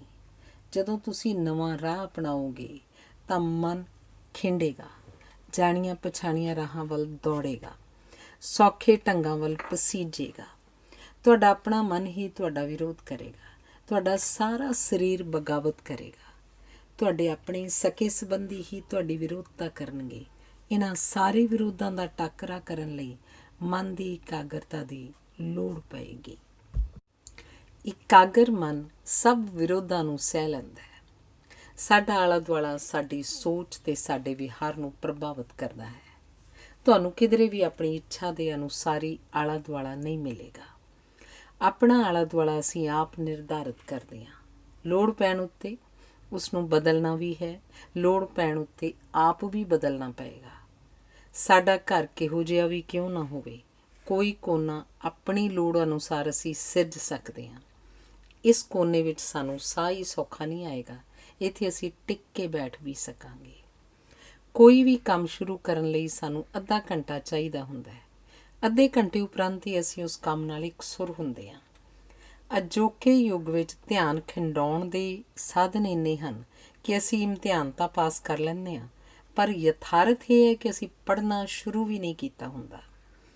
ਜਿਨ੍ਹਾਂ ਲੋਕਾਂ ਨੂੰ ਤੁਸੀਂ ਰੋਜ਼ ਮਿਲਦੇ ਹੋ, ਉਹ ਜਾਂ ਤਾਂ ਤੁਹਾਡੇ ਵਿਕਾਸ ਵਿੱਚ ਦਿਲਚਸਪੀ ਰੱਖਣ ਵਾਲੇ ਹੋਣਗੇ ਜਾਂ ਤੁਹਾਨੂੰ ਡੇਗ ਕੇ ਆਪਣੇ ਬਰਾਬਰ ਲਿਆਉਣ ਦਾ ਯਤਨ ਕਰਨ ਵਾਲੇ ਹੋਣਗੇ। ਇਹ ਚੋਣ ਵੀ ਤੁਸੀਂ ਆਪਣੇ ਉਦੇਸ਼ਾਂ ਅਧੀਨ ਕਰਨੀ ਹੈ। ਕਈ ਵਿਅਕਤੀ ਬੜੇ ਉਤਸ਼ਾਹੀ ਹੁੰਦੇ ਹਨ। ਉਹ ਜਿੱਥੇ ਜਾਂਦੇ ਹਨ, ਜ਼ਿੰਦਗੀ ਦੀ ਰੌਣਕ ਉਹਨਾਂ ਦੇ ਨਾਲ ਚੱਲਦੀ ਹੈ। ਕਈ ਅਜਿਹੇ ਹੁੰਦੇ ਹਨ ਜਿਨ੍ਹਾਂ ਦੇ ਗੋਡੇ ਅਤੇ ਮੋਢੇ ਦੋਵੇਂ ਬੈਠੇ ਹੁੰਦੇ ਹਨ। ਉਹ ਜਿੱਥੇ ਜਾਂਦੇ ਹਨ ਉੱਥੇ ਹੀ ਸੋਗ ਵਰਤ ਜਾਂਦਾ ਹੈ। ਅੰਤਿਮ ਰੂਪ ਵਿੱਚ ਜਿਹੋ ਜਿਹੇ ਤੁਸੀਂ ਹੋਵੋਗੇ, ਉਹੋ ਜਿਹੇ ਹੋਰ ਲੋਕ ਤੁਹਾਡੇ ਵੱਲ ਖਿੱਚੇ ਜਾਣਗੇ। ਮਨ ਨੂੰ ਇਕਾਗਰ ਕਰਨ ਵਿੱਚ ਪੁਸਤਕਾਂ ਬਹੁਤ ਮਹੱਤਵਪੂਰਨ ਰੋਲ ਅਦਾ ਕਰਦੀਆਂ ਹਨ। ਆਪਣੇ ਉਦੇਸ਼ਾਂ ਨਾਲ ਸੰਬੰਧਿਤ ਪੁਸਤਕਾਂ ਪੜ੍ਹ ਕੇ ਨਾ ਕੇਵਲ ਸਾਡੇ ਉਦੇਸ਼ ਨਿਖਰਦੇ ਹਨ, ਸਗੋਂ ਸਾਨੂੰ ਸ਼ਕਤੀ ਵੀ ਮਿਲਦੀ ਹੈ। ਜ਼ਿੰਦਗੀ ਪ੍ਰਤੀ ਆਸ਼ਾਵਾਦੀ ਦ੍ਰਿਸ਼ਟੀਕੋਣ ਅਤੇ ਘਰ ਵਿਚਲਾ ਹਾਂ ਪੱਖੀ ਵਾਤਾਵਰਣ ਤੁਹਾਡੇ ਪੈਰਾਂ ਨੂੰ ਪਰ ਲਾ ਦੇਵੇਗਾ। ਕਹਿੰਦੇ ਹਨ, ਗੁਣ ਦੁਸ਼ਮਣ ਦੇ ਵੀ ਹੋਣ ਅਪਣਾ ਲਓ ਅਤੇ ਔਗੁਣ ਭਾਵੇਂ ਗੁਰੂ ਦੇ ਵੀ ਹੋਣ ਤਿਆਗ ਦਿਓ। ਵੇਖਿਆ ਗਿਆ ਕਿ ਸੰਸਾਰ ਵਿੱਚ ਕਿਸੇ ਵੀ ਥਾਂ ਉੱਥੋਂ ਦੇ ਆਦਿਵਾਸੀਆਂ ਨੇ ਕੁਝ ਨਹੀਂ ਕੀਤਾ। ਜਿਹੜੀਆਂ ਤਬਦੀਲੀਆਂ ਉੱਥੇ ਵਾਪਰੀਆਂ ਉਹ ਉੱਥੋਂ ਬਾਹਰ ਆਉਣ ਵਾਲਿਆਂ ਨੇ ਹੀ ਲਿਆਂਦੀਆਂ। ਸਾਡੇ ਵਿੱਚ ਤਬਦੀਲੀਆਂ ਨਵੇਂ ਵਿਚਾਰਾਂ ਨਾਲ ਹੀ ਵਾਪਰਨਗੀਆਂ। ਸੰਸਾਰ ਦੇ ਇਤਿਹਾਸ ਵਿੱਚ ਉਹਨਾਂ ਸਮਿਆਂ ਵਿੱਚ ਹੀ ਵਿਕਾਸ ਵਾਪਰਿਆ ਹੈ ਜਦੋਂ ਨਵੇਂ ਵਿਚਾਰਾਂ ਨੂੰ ਪ੍ਰਗਟਾਉਣ ਅਤੇ ਅਪਣਾਉਣ ਦੀ ਖੁੱਲ੍ਹ ਮਿਲੀ ਹੈ। ਸਮੁੰਦਰ ਵਿੱਚ ਸਾਰੇ ਦਰਿਆਵਾਂ ਨੂੰ ਅਪਣਾਉਣ ਦੀ ਅਮੀਰੀ ਹੈ। ਇਕਾਗਰਤਾ ਅਸਲ ਵਿੱਚ ਸੋਚਣ ਅਤੇ ਅਮਲ ਕਰਨ ਦੀ ਉਹ ਵਿਧੀ ਹੈ ਜਿਹੜੀ ਤੁਹਾਡੀ ਸਮੁੱਚੀ ਸ਼ਖਸੀਅਤ ਨਾਲ ਇਕਸੁਰ ਹੋਵੇ। ਨਵੇਂ ਵਿਚਾਰਾਂ ਵੱਲ ਪਿੱਠ ਕਰਕੇ ਅਸੀਂ ਆਪਣਾ ਹੀ ਨੁਕਸਾਨ ਕਰਦੇ ਹਾਂ। ਇਕਾਗਰਤਾ ਦਾ ਉਦੇਸ਼ ਸ਼ੁਭ ਹੋਣਾ ਚਾਹੀਦਾ ਹੈ, ਤਾਂ ਹੀ ਉਹ ਸੰਭਵ ਅਤੇ ਸ਼ਕਤੀਸ਼ਾਲੀ ਹੋਏਗੀ। ਉੱਚਾ ਆਦਰਸ਼ ਸਾਡੇ ਨਿਸ਼ਾਨੇ ਵਿੱਚੋਂ ਖੋਟ ਦੂਰ ਕਰਦਾ ਹੈ। ਮਨੁੱਖ ਨੇ ਜੋ ਕੁਝ ਸਿਰਜਿਆ ਹੈ, ਉਹ ਪਹਿਲਾਂ ਉਸਦੀ ਕਲਪਨਾ ਵਿੱਚ ਸਿਰਜਿਆ ਗਿਆ ਹੈ, ਫਿਰ ਇਕਾਗਰ ਯਤਨਾਂ ਨਾਲ ਉਸਨੂੰ ਅਸਲੀਅਤ ਵਿੱਚ ਬਦਲਿਆ ਗਿਆ ਅਤੇ ਉਸ ਤੋਂ ਸਮੁੱਚੀ ਮਾਨਵ ਜਾਤੀ ਨੇ ਲਾਭ ਉਠਾਇਆ। ਤੁਸੀਂ ਆਪਣਾ ਵਿਕਾਸ ਕਰੋ, ਤੁਹਾਡੇ ਵਿਕਾਸ ਵਿੱਚ ਹੀ ਸਮਾਜ ਦਾ ਵਿਕਾਸ ਲੁਕਿਆ ਹੋਇਆ। ਅੰਤਲੇ ਰੂਪ ਵਿੱਚ ਤੁਸੀਂ ਹੀ ਸਫਲ ਜਾਂ ਅਸਫਲ ਹੋਵੋਗੇ। ਕਿਸੇ ਦੂਜੇ ਨੂੰ ਆਪਣੀ ਅਸਫਲਤਾ ਦਾ ਦੋਸ਼ ਦੇਣਾ ਆਪਣੇ ਸਵੈ ਵਿਸ਼ਵਾਸ ਦੀ ਘਾਟ ਦਾ ਪ੍ਰਗਟਾਵਾ ਹੁੰਦਾ ਹੈ। ਸਿਰ ਦਰਦ ਵਾਂਗ ਹਾਰ ਵੀ ਇਸ ਗੱਲ ਦਾ ਸੰਕੇਤ ਹੁੰਦੀ ਹੈ ਕਿ ਕੋਈ ਅਣਗਹਿਲੀ ਜਾਂ ਗਲਤੀ ਹੋਈ ਹੈ। ਜਦੋਂ ਕਿਸੇ ਸਮੱਸਿਆ ਉੱਤੇ ਮਨ ਦੀ ਸਾਰੀ ਸ਼ਕਤੀ ਕੇਂਦਰਿਤ ਹੋ ਜਾਏ ਤਾਂ ਉਹ ਸਮੱਸਿਆ ਢਿੱਲੀ ਪੈ ਜਾਂਦੀ ਹੈ। ਜੇ ਕੋਈ ਸਮੱਸਿਆ ਹੱਲ ਨਹੀਂ ਹੋ ਰਹੀ, ਕੋਈ ਪ੍ਰੀਖਿਆ ਪਾਸ ਨਹੀਂ ਕੀਤੀ ਜਾ ਰਹੀ, ਤਾਂ ਕਾਰਨ ਇਹ ਹੁੰਦਾ ਹੈ ਕਿ ਅਸੀਂ ਉਸ ਸਮੱਸਿਆ ਜਾਂ ਵਿਸ਼ੇ ਵੱਲ ਯੋਗ ਧਿਆਨ ਨਹੀਂ ਦੇ ਰਹੇ। ਸਾਡੀਆਂ ਉਹੀ ਸਮੱਸਿਆਵਾਂ ਹੱਲ ਨਹੀਂ ਹੁੰਦੀਆਂ ਜਿਨ੍ਹਾਂ ਦੇ ਹੱਲ ਦੂਜਿਆਂ ਉੱਤੇ ਨਿਰਭਰ ਕਰਦੇ ਹਨ। ਸਾਨੂੰ ਯਾਦ ਰੱਖਣਾ ਚਾਹੀਦਾ ਹੈ ਕਿ ਕੇਵਲ ਇਕਾਗਰਤਾ ਜਾਂ ਇਕੱਲੀ ਤਾਕਤ ਕਿਸੇ ਲੇਖੇ ਨਹੀਂ ਲੱਗਦੀ। ਦਿਸ਼ਾ ਅਤੇ ਉਦੇਸ਼ ਹੀ ਉਸ ਨੂੰ ਸਫਲਤਾ ਜਾਂ ਅਸਫਲਤਾ ਦੇ ਰਾਹ ਪਾਉਂਦੇ ਹਨ। ਲਾਪਰਵਾਹੀ ਨਾਲ ਸੁੱਟੇ ਹੋਏ ਬੀਜ ਭਰਵੀਂ ਫਸਲ ਨਹੀਂ ਦਿੰਦੇ। ਲਾਪਰਵਾਹੀ ਨਾਲ ਕੀਤੇ ਯਤਨ ਸਫਲਤਾ ਨਹੀਂ ਸਿਰਜਦੇ। ਵੇਖਿਆ ਗਿਆ ਹੈ ਕਿ ਜਿਨ੍ਹਾਂ ਕੋਲ ਕੁਝ ਨਹੀਂ ਹੁੰਦਾ ਉਹ ਸਭ ਤੋਂ ਵੱਧ ਆਕੜਦੇ ਹਨ। ਹਰ ਕੰਮ ਵਿੱਚ ਸਹਾਰਾ ਲੱਭਣ ਦੀ ਬਿਰਤੀ ਵੀ ਸਾਨੂੰ ਇਕਾਗਰ ਚਿੱਤ ਨਹੀਂ ਹੋਣ ਦਿੰਦੀ। ਤੁਹਾਡੇ ਯਤਨਾਂ ਦੀ ਪੱਧਰ ਹੀ ਤੁਹਾਡੇ ਨਿਸ਼ਾਨੇ ਦੇ ਮਹੱਤਵ ਨੂੰ ਵਧਾਏ ਘਟਾਏਗੀ। ਸਾਰੀਆਂ ਵਿਰੋਧਤਾਵਾਂ ਦੇ ਬਾਵਜੂਦ ਸਰਬਸੰਮਤੀ ਨੂੰ ਉਸਾਰਨਾ ਇਕਾਗਰ ਮਨ ਦੀ ਪਛਾਣ ਹੁੰਦੀ ਹੈ। ਵੇਖਿਆ ਗਿਆ ਹੈ ਕਿ ਬੇਇੱਜ਼ਤੀ ਅਕਸਰ ਸਾਡੀ ਇਕਾਗਰਤਾ ਨੂੰ ਤੋੜ ਦਿੰਦੀ ਹੈ। ਅਜਿਹੀ ਇਕਾਗਰਤਾ ਨਹੀਂ ਹੁੰਦੀ, ਇਕਾਗਰਤਾ ਦਾ ਭਰਮ ਹੁੰਦੀ ਹੈ। ਜਿਹੜਾ ਆਦਮੀ ਤੁਹਾਨੂੰ ਗਾਲ ਕੱਢਦਾ ਹੈ ਉਹਦੀ ਆਪਣੀ ਕੋਈ ਮਜਬੂਰੀ ਹੋਏਗੀ। ਅਜਿਹੀ ਅਵਸਥਾ ਵਿੱਚ ਇਕਾਗਰ ਚਿੱਤ ਵਿਅਕਤੀ ਉੱਤਰ ਦੇਵੇਗਾ, ਇਸ ਵੇਲੇ ਤਾਂ ਮੈਂ ਜਲਦੀ 'ਚ ਹਾਂ, ਜਦੋਂ ਵੇਲ ਮਿਲੀ ਉਦੋਂ ਆ ਕੇ ਗੁੱਸਾ ਕਰ ਲਾਂਗਾ। ਅਸੀਂ ਸੋਚਦੇ ਤਾਂ ਚੰਗਾ ਹਾਂ, ਪਰ ਉਸ ਸੋਚ ਨੂੰ ਅਮਲ 'ਚ ਲਿਆਉਣ ਵੇਲੇ ਹੀ ਗੜਬੜ ਹੋ ਜਾਂਦੀ ਹੈ। ਚੋਰ ਵੀ ਅਨੇਕਾਂ ਵਾਰ ਦਾਨ ਕਰਨ ਬਾਰੇ ਸੋਚਦਾ ਹੈ। ਨਿਰਸੰਦੇਹ ਸੋਚ ਦੀ ਇਕਾਗਰਤਾ ਨਾਲੋਂ ਅਮਲ ਦੀ ਇਕਾਗਰਤਾ ਵਧੇਰੇ ਦ੍ਰਿੜਤਾ ਦੀ ਮੰਗ ਕਰਦੀ ਹੈ। ਸੁੱਖ ਸਦਾ ਹੀ ਇਕਾਗਰ ਸੋਚ ਤੋਂ ਉਪਜੇ ਉਸਾਰੂ ਕਾਰਜ ਦਾ ਫਲ ਹੁੰਦਾ ਹੈ। ਮਾੜੇ ਕੰਮਾਂ ਨਾਲ ਆਰਾਮ ਦੇ ਸਾਧਨ ਤਾਂ ਜੁਟਾਏ ਜਾ ਸਕਦੇ ਹਨ, ਪਰ ਸੁੱਖ ਦੇ ਸਾਧਨ ਚੰਗੇ ਕਾਰਜਾਂ ਨਾਲ ਹੀ ਸੰਭਵ ਹੋਣਗੇ। ਇਕਾਗਰਤਾ ਤੋਂ ਸਖਣੇ ਮਨੁੱਖ ਦਾ ਵਿਹਾਰ ਉਸ ਬੰਦੇ ਵਾਲਾ ਹੁੰਦਾ ਹੈ ਜਿਹੜਾ ਸਾਰੀਆਂ ਦਿਸ਼ਾਵਾਂ ਵਿੱਚ ਦੌੜ ਰਿਹਾ ਹੋਵੇ। ਜੇ ਤੁਸੀਂ ਭਟਕਣਾ ਚਾਹੋ ਤਾਂ ਭਟਕਣ ਦਾ ਕੋਈ ਅੰਤ ਨਹੀਂ ਹੈ। ਜਨਮਾਂ ਜਨਮਾਂ ਤੱਕ ਭਟਕ ਸਕਦੇ ਹੋ। ਇਕਾਗਰਤਾ ਸਾਨੂੰ ਅੰਦਰੋਂ ਡੂੰਘਾ ਅਤੇ ਵਿਸ਼ਾਲ ਕਰਦੀ ਹੈ। ਕੁਦਰਤ ਕੁਝ ਵੀ ਲਾਪਰਵਾਹੀ ਨਾਲ ਨਹੀਂ ਕਰਦੀ। ਹਰ ਫੁੱਲ ਉੱਤੇ ਕੁਦਰਤ ਦਾ ਸਾਰਾ ਧਿਆਨ ਕੇਂਦਰਿਤ ਹੁੰਦਾ ਹੈ। ਭਟਕਣ ਤੋਂ ਮੁਕਤੀ ਇਕਾਗਰ ਮਨ ਦਾ ਲੱਛਣ ਹੁੰਦੀ ਹੈ। ਵੇਖਿਆ ਗਿਆ ਕਿ ਬਹਿਸ ਨਾਲੋਂ ਸਹਿਮਤੀ ਦੇ ਨਤੀਜੇ ਚੰਗੇ ਹੁੰਦੇ ਹਨ। ਪਿਆਰ ਵਿੱਚ ਪ੍ਰੇਮੀ ਤੇ ਪ੍ਰੇਮਿਕਾ ਇੱਕ ਦੂਜੇ ਨੂੰ ਸਵਾਲ ਹੀ ਉਹ ਪੁੱਛਦੇ ਹਨ ਜਿਨ੍ਹਾਂ ਦੇ ਜਵਾਬ ਹਾਂ ਪੱਖ ਵਿੱਚ ਹੋਣ। ਪਿਆਰ ਦਾ ਅਨੁਭਵ ਸਾਡੇ ਮਨ ਨੂੰ ਇਕਾਗਰ ਕਰ ਦਿੰਦਾ ਹੈ। ਮੇਰੇ ਇੱਕ ਮਿੱਤਰ ਹਨ, ਉਹਨਾਂ ਨੂੰ ਹੁਣੇ ਪ੍ਰੇਮ ਦਾ ਪਹਿਲਾ ਅਨੁਭਵ ਹੋਇਆ। ਉਹ ਕਹਿੰਦੇ ਹਨ ਕਿ ਹੁਣ ਅਸਮਾਨ ਵਧੇਰੇ ਨੀਲਾ ਹੁੰਦਾ ਹੈ। ਉਹ ਸੰਗੀਤ ਸਿੱਖਣ ਲੱਗ ਪਏ ਹਨ। ਉਹਨਾਂ ਦੀਆਂ ਅੱਡੀਆਂ ਵਿੱਚ ਨਾਚ ਪੈਦਾ ਹੋ ਗਿਆ ਹੈ। ਉਹਨਾਂ ਦੇ ਹੱਥ ਹੁਣ ਤਾਲ ਵਿੱਚ ਹਿਲਦੇ ਹਨ। ਜੇ ਮੈਂ ਪੁੱਛਾਂ ਤਾਂ ਆਪਣਾ ਤਾਂ ਸ਼ਾਇਦ ਉਹ ਨਾਂ ਵੀ ਨਾ ਦੱਸ ਸਕਣ। ਉਹ ਹਰ ਵੇਲੇ ਉਸੇ ਦੀਆਂ ਗੱਲਾਂ ਕਰਦੇ ਰਹਿੰਦੇ ਹਨ। ਉਹ ਪੁੱਛਦੇ ਹਨ, ਮੇਰਾ ਇਹ ਪਿਆਰ ਇਵੇਂ ਹੀ ਰਹੇਗਾ ਨਾ? ਉਹਨਾਂ ਨੂੰ ਮੈਂ ਦੱਸਦਾ, ਜੇ ਹੁਣ ਵਾਲੀ ਤੁਹਾਡੀ ਹਾਲਤ ਨਿਰੰਤਰ ਬਣੀ ਰਹੀ ਤਾਂ ਨਾ ਹੀ ਕੇਵਲ ਇਵੇਂ ਹੀ ਰਹੇਗਾ, ਸਗੋਂ ਹੋਰ ਡੂੰਘਾ ਅਤੇ ਵਿਸ਼ਾਲ ਵੀ ਹੋਏਗਾ। ਉਹ ਪੁੱਛਦੇ ਹਨ, ਮੇਰੀ ਹੁਣ ਵਾਲੀ ਹਾਲਤ ਵਿੱਚ ਕੀ ਅਜੀਬ ਹੈ? ਮੇਰਾ ਉੱਤਰ ਹੁੰਦਾ ਹੈ, ਇਸ ਵੇਲੇ ਤੁਸੀਂ ਆਪਣੇ ਆਪ ਨੂੰ ਭੁੱਲੇ ਹੋਏ ਹੋ। ਤੁਹਾਡੇ ਵਿੱਚ ਕੇਵਲ ਉਸ ਨੂੰ ਹੀ ਵੇਖਣ ਦੀ ਚਾਹ ਹੈ। ਸੱਜੇ ਖੱਬੇ ਤੁਹਾਡਾ ਧਿਆਨ ਨਹੀਂ ਜਾਂਦਾ। ਤੁਸੀਂ ਸਭ ਪ੍ਰਕਾਰ ਦੇ ਸੁਆਰਥ ਤੋਂ ਮੁਕਤ ਹੋ। ਤੁਹਾਡੇ ਵਿੱਚ ਤਿਆਗ ਦਾ ਉਤਸ਼ਾਹ ਹੈ। ਉਸਦੇ ਹਰ ਕੰਮ ਆਉਣ ਦੀ ਬੇਬਲਤਾ ਹੈ। ਉਸਦੀ ਹਰ ਚੀਜ਼ ਨੂੰ ਅਪਣਾਉਣ ਅਤੇ ਉਸਦੀ ਹਰ ਗਲਤੀ ਨੂੰ ਭੁੱਲ ਜਾਣ ਦੀ ਅਮੀਰੀ ਹੈ। ਇਸ ਵੇਲੇ ਤੁਹਾਡਾ ਮਨ ਇਕਾਗਰ ਹੈ। ਰੱਬ ਦੇ ਦੀਦਾਰ ਇਹਨਾਂ ਘੜੀਆਂ ਵਿੱਚ ਹੀ ਹੁੰਦੇ ਹਨ। ਇਹਨਾਂ ਘੜੀਆਂ ਵਿੱਚ ਹੀ ਅਸੀਂ ਡੂੰਘੀਆਂ ਤੋਂ ਡੂੰਘੀਆਂ ਸਿਖਰਾਂ ਦੇ ਸਨਮੁਖ ਹੁੰਦੇ ਹਾਂ। ਇਹਨਾਂ ਘੜੀਆਂ ਵਿੱਚ ਹੀ ਅਸੀਂ ਅਸੰਭਵ ਨੂੰ ਸੰਭਵ ਕਰ ਵਿਖਾਉਂਦੇ ਹਾਂ। ਇਹਨਾਂ ਘੜੀਆਂ ਵਿੱਚ ਹੀ ਅਸੀਂ ਬੀਜ ਤੋਂ ਦਰਖਤ ਹੋ ਨਿਬੜਦੇ ਹਾਂ। ਧੰਨਵਾਦ। ਸਰਦਾਰ ਨਰਿੰਦਰ ਸਿੰਘ ਕਪੂਰ ਦੀ ਪੁਸਤਕ ਅੰਤਰਜਾਤ ਦਾ ਲੇਖ ਹੈ ਯੋਗਤਾ ਦੇ ਪ੍ਰਸੰਗ ਵਿੱਚ। ਜ਼ਰੂਰੀ ਨਹੀਂ ਕਿ ਜਿਸ ਕੋਲ ਦੌਲਤ ਹੋਵੇ ਉਹ ਅਮੀਰ ਵੀ ਹੋਵੇ। ਦੌਲਤ ਕਈ ਢੰਗਾਂ ਨਾਲ ਇਕੱਠੀ ਕੀਤੀ ਜਾ ਸਕਦੀ ਹੈ। ਦੌਲਤ ਨਾਲ ਅਮੀਰੀ ਦਾ ਭੁਲੇਖਾ ਹੀ ਸਿਰਜਿਆ ਜਾ ਸਕਦਾ ਹੈ, ਪਰ ਸੱਚੀ ਅਮੀਰੀ ਉਦੋਂ ਤੱਕ ਨਹੀਂ ਵਾਪਰਦੀ ਜਦੋਂ ਤੱਕ ਜ਼ਿੰਦਗੀ ਦੀਆਂ ਨੀਵੀਆਂ ਚੀਜ਼ਾਂ ਨੂੰ ਵਡੇਰੀਆਂ ਕੀਮਤਾਂ ਲਈ ਵਾਰ ਦੇਣ ਦੀ ਸਹਿਜ ਯੋਗਤਾ ਨਹੀਂ ਉਪਜਦੀ। ਯੋਗਤਾ ਤੋਂ ਬਿਨਾਂ ਦੌਲਤ ਈਰਖਾ ਤੇ ਸਾੜਾ ਉਪਜਾਉਂਦੀ ਹੈ।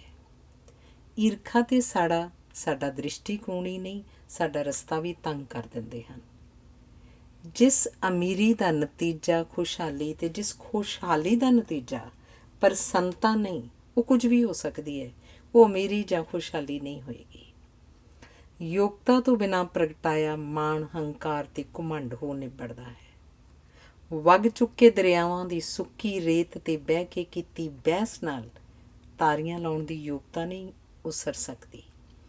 ਅਕਸਰ ਵੇਖਿਆ ਗਿਆ ਹੈ ਕਿ ਢੋਲ ਜਿੰਨਾ ਵਧੇਰੇ ਖੋਖਲਾ ਹੋਏਗਾ ਓਨਾ ਹੀ ਉਹਦਾ ਸ਼ੋਰ ਵਧੇਰੇ ਹੋਏਗਾ। ਜੀਵਨ ਦੇ ਸਾਰੇ ਖੇਤਰਾਂ ਵਿੱਚ ਸ਼ੋਰ ਵੱਧ ਰਿਹਾ ਹੈ। ਲੋਕਾਂ ਦੀ ਬਹੁ ਗਿਣਤੀ ਜ਼ਿੰਦਗੀ ਦੇ ਹਾਸ਼ੀਏ ਤੋਂ ਬਾਹਰ ਹੁੰਦੀ ਜਾ ਰਹੀ ਹੈ। ਜੋ ਸੱਚ ਬੋਲਦੇ ਹਨ ਉਹ ਘੱਟ ਬੋਲਦੇ ਹਨ। ਸਹੀ ਅਰਥਾਂ ਵਿੱਚ ਉੱਚਾ ਸਦਾ ਨੀਵਾਂ ਹੁੰਦਾ ਹੈ। ਕਾਲ ਹਮੇਸ਼ਾ ਸੁਸਤੀ ਵਿੱਚੋਂ ਉਪਜਦੀ ਹੈ। ਹਰ ਚੀਜ਼ ਜਿਸ ਨੂੰ ਮਨੁੱਖ ਜੱਫਾ ਮਾਰਦਾ ਹੈ, ਉਹ ਚੀਜ਼ ਉਸ ਨੂੰ ਜੱਫਾ ਮਾਰ ਲੈਂਦੀ ਹੈ।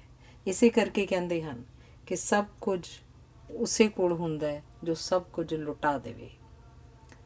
ਦੂਜਿਆਂ ਨੂੰ ਤ੍ਰਿਪਤ ਕਰਨ ਲਈ ਤੁਹਾਡਾ ਤ੍ਰਿਪਤ ਹੋਣਾ ਪਹਿਲੀ ਸ਼ਰਤ ਹੈ। ਕਮਜ਼ੋਰ ਕਮਜ਼ੋਰਾਂ ਲਈ ਬੋਝ ਹੁੰਦੇ ਹਨ, ਪਰ ਤਾਕਤਵਰਾਂ ਲਈ ਉਹ ਸੁਖਾਵੀਂ ਜ਼ਿੰਮੇਵਾਰੀ ਬਣ ਜਾਂਦੀ ਹਨ। ਕਮਜ਼ੋਰਾਂ ਦਾ ਸਹਾਰਾ ਬਣਨ ਦੀ ਯੋਗਤਾ ਵਾਲੇ ਹੀ ਤਾਕਤਵਰ ਹੁੰਦੇ ਹਨ। ਸ਼ਰਧਾਲੂਆਂ ਦੀ ਕਮਜ਼ੋਰੀ ਉਹਨਾਂ ਦੇ ਧਰਮ ਦੀ ਤਾਕਤ ਹੁੰਦੀ ਹੈ। ਜਿਹੜਾ ਧਰਮ ਖਿਮਾ ਮੰਗਣ ਤੇ ਖਿਮਾ ਕਰਨ ਦੀ ਯੋਗਤਾ ਨਹੀਂ ਉਪਜਾਉਂਦਾ, ਉਹ ਕੁਝ ਵੀ ਹੋ ਸਕਦਾ ਹੈ, ਧਰਮ ਨਹੀਂ ਹੋ ਸਕਦਾ। ਆਤਮਕ ਤੇ ਪਦਾਰਥਕ ਵਿਚਕਾਰ ਸੰਬੰਧ ਜੋੜਨ ਦੀ ਯੋਗਤਾ ਕੇਵਲ ਮਨੁੱਖ ਵਿੱਚ ਹੈ।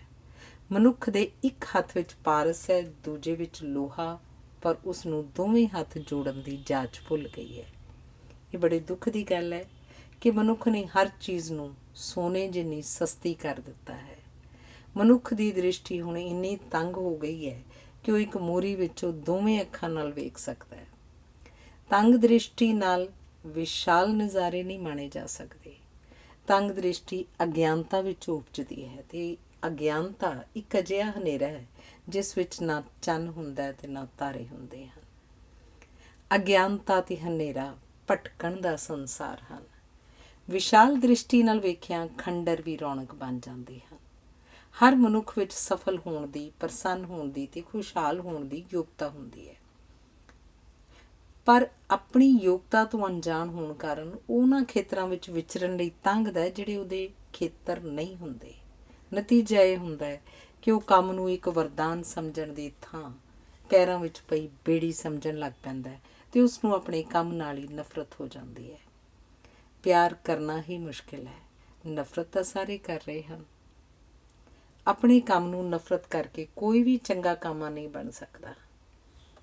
ਜੇ ਤੁਸੀਂ ਸਭ ਤੋਂ ਵਧੀਆ ਕਾਮਾ ਬਣੋਗੇ ਤਾਂ ਤੁਹਾਨੂੰ ਆਪ ਮੁਹਾਰੇ ਸਭ ਤੋਂ ਵਧੀਆ ਮਾਲਕ ਮਿਲਣਗੇ। ਆਪ ਚੰਗਾ ਬਣੋ, ਬਿਨਾਂ ਜ਼ਿੰਦਗੀ ਦੇ ਭਰਪੂਰ ਨਜ਼ਾਰੇ ਨਹੀਂ ਵੇਖੇ ਜਾ ਸਕਦੇ। ਦੁਨੀਆ ਕੀ ਕਹੇਗੀ ਇਹ ਸੋਚਣਾ ਹੀ ਕਮਜ਼ੋਰੀ ਹੈ। ਜੇ ਤੁਹਾਨੂੰ ਚੰਗਾ ਲੱਗਦਾ ਹੈ ਤੇ ਜਿਸ ਤੇ ਤੁਸੀਂ ਆਪਣੇ ਆਪ ਨੂੰ ਯੋਗ ਸਮਝਦੇ ਹੋ ਉਹ ਕਰੋ। ਟੁਰਨ ਵਾਲੇ ਹੀ ਪੁੱਜਦੇ ਹਨ। ਮੰਜ਼ਿਲ ਪਾਂਧੂਆਂ ਦੇ ਦੀਦਾਰ ਨੂੰ ਆਪ ਤਰਸਦੀ ਹੈ। ਹਵਾਈ ਕਿਲੇ ਬਣਾਉਣ ਵਾਲੇ ਦੇ ਪੱਲੇ ਹਵਾ ਤੋਂ ਸਿਵਾਏ ਕੁਝ ਨਹੀਂ ਹੁੰਦਾ। ਅਰਜਨ ਨੇ ਰਿਸ਼ਤਿਆਂ ਦਾ ਮੋਹ ਤਿਆਗ ਕੇ ਜਦੋਂ ਰਥਵਾਨ ਦੀ ਅੱਖ ਦਾ ਸੰਕੇਤ ਵੇਖਿਆ ਤਾਂ ਉਸ ਨੂੰ ਕਰਮ ਦੇ ਗੁਆਚੇ ਹੋਏ ਅਰਥ ਲੱਭ ਪਏ। ਗਰਦਿਸ਼ ਵਿੱਚ ਘੁੰਮਦਿਆਂ ਨੂੰ ਕਦੇ ਨਾ ਕਦੇ ਗ੍ਰਹਿਣ ਜ਼ਰੂਰ ਲੱਗਦਾ ਹੈ। ਗ੍ਰਹਿਣ ਇੱਕ ਪੜਾਅ ਦਾ ਸੰਕੇਤ ਹੈ, ਜ਼ਿੰਦਗੀ ਦਾ ਸਦੀਵੀ ਹਨੇਰ ਨਹੀਂ। ਤੁਹਾਡੀਆਂ ਗਲਤੀਆਂ ਨਹੀਂ, ਇਹ ਸਫਲ ਹੋਣ ਦੀ ਯੋਗਤਾ ਰੱਖਣ ਵਾਲੇ ਵਿਅਕਤੀਆਂ ਦੀਆਂ ਗਲਤੀਆਂ ਹਨ। ਗਲਤੀਆਂ ਤੋਂ ਸਾਨੂੰ ਪਤਾ ਲੱਗਦਾ ਹੈ ਕਿ ਜ਼ਿੰਦਗੀ ਸਾਨੂੰ ਕੀ ਸਬਕ ਸਿਖਾਉਣਾ ਚਾਹੁੰਦੀ ਹੈ। ਹਰ ਗਲਤੀ ਅਤੇ ਹਰ ਅਸਫਲਤਾ ਵਿੱਚ ਇੱਕ ਸਬਕ ਛੁਪਿਆ ਹੁੰਦਾ ਹੈ। ਗਲਤੀਆਂ ਸਿਆਣੇ ਵੀ ਕਰਦੇ ਹਨ, ਪਰ ਗਲਤੀਆਂ ਨੂੰ ਦੁਹਰਾਉਣ ਦਾ ਕਾਰਜ ਮੂਰਖ ਹੀ ਕਰਦੇ ਹਨ। ਅਗਲੀ ਵਾਰੀ ਤੁਸੀਂ ਚੰਗੇਰੀ ਕਾਰਗੁਜ਼ਾਰੀ ਦਾ ਭਰੋਸਾ ਸਿਰਜੋ, ਤੁਹਾਡੀ ਯੋਗਤਾ ਵਿੱਚ ਵਾਧਾ ਹੋਏਗਾ। ਕੰਮ ਪ੍ਰਤੀ ਹਾਂ ਪੱਖੀ ਸੋਚ ਨਾਲ ਸਾਡੀ ਯੋਗਤਾ ਵੱਧ ਜਾਂਦੀ ਹੈ। ਸਹੀ ਅਰਥਾਂ ਵਿੱਚ ਅਸੀਂ ਪਰੇਸ਼ਾਨ ਉਦੋਂ ਹੁੰਦੇ ਹਾਂ ਜਦੋਂ ਅਸੀਂ ਕਿਸੇ ਨੂੰ ਉਹ ਕੰਮ ਕਰਦਿਆਂ ਵੇਖਦੇ ਹਾਂ ਜਿਸ ਨੂੰ ਅਸੀਂ ਅਸੰਭਵ ਸਮਝਦੇ ਰਹੇ ਹਾਂ। ਜ਼ਿੰਦਗੀ ਵਿੱਚ ਪਰੇਸ਼ਾਨੀਆਂ ਅਤੇ ਹਾਦਸਿਆਂ ਦਾ ਦਖਲ ਵੱਧ ਗਿਆ ਹੈ। ਜੀਵਨ ਨੂੰ ਚੰਗੇਰੇ ਤੋਂ ਚੰਗੇਰੇ ਢੰਗ ਨਾਲ ਵਿਉਂਤਣ ਦੇ ਬਾਵਜੂਦ ਹਾਦਸੇ ਵਾਪਰਨਗੇ ਅਤੇ ਪਰੇਸ਼ਾਨੀਆਂ ਹੋਣਗੀਆਂ। ਜੀਵਨ ਨੂੰ ਨਿਰਵਿਘਨ ਨਹੀਂ ਬਣਾਇਆ ਜਾ ਸਕਦਾ, ਇਸ ਨੂੰ ਹਾਦਸਿਆਂ ਤੋਂ ਮੁਕਤ ਨਹੀਂ ਕੀਤਾ ਜਾ ਸਕਦਾ। ਜ਼ਿੰਦਗੀ ਦੇ ਹਾਦਸੇ ਸਾਡੀ ਯੋਗਤਾ ਨੂੰ ਨਾਪਦੇ, ਤੋਲਦੇ ਅਤੇ ਪਰਖਦੇ ਹਨ। ਜਿਹੜਾ ਗਲਤੀਆਂ ਨਹੀਂ ਕਰਦਾ ਉਹ ਕੁਝ ਕਰਦਾ ਸਿੱਖਦਾ ਵੀ ਨਹੀਂ। ਜਿਸ ਨਾਲ ਹਾਦਸੇ ਨਹੀਂ ਵਾਪਰਦੇ ਉਸ ਨੂੰ ਅਹਿਸਾਸ ਦੀ ਡੂੰਘਾਈ ਅਤੇ ਦ੍ਰਿਸ਼ਟੀ ਦੀ ਵਿਸ਼ਾਲਤਾ ਨਹੀਂ ਮਿਲਦੀ। ਪਰਿਸਥਿਤੀਆਂ ਆਮ ਕਰਕੇ ਨਿਰਪੱਖ ਹੁੰਦੀਆਂ ਹਨ, ਜਦੋਂ ਕਿ ਤੁਹਾਡੀ ਦ੍ਰਿਸ਼ਟੀ ਅਤੇ ਤੁਹਾਡਾ ਅਨੁਭਵ ਉਹਨਾਂ ਨੂੰ ਮੌਕਿਆਂ ਜਾਂ ਰੁਕਾਵਟਾਂ ਦੇ ਰੂਪ ਵਿੱਚ ਵੇਖਦਾ ਹੈ।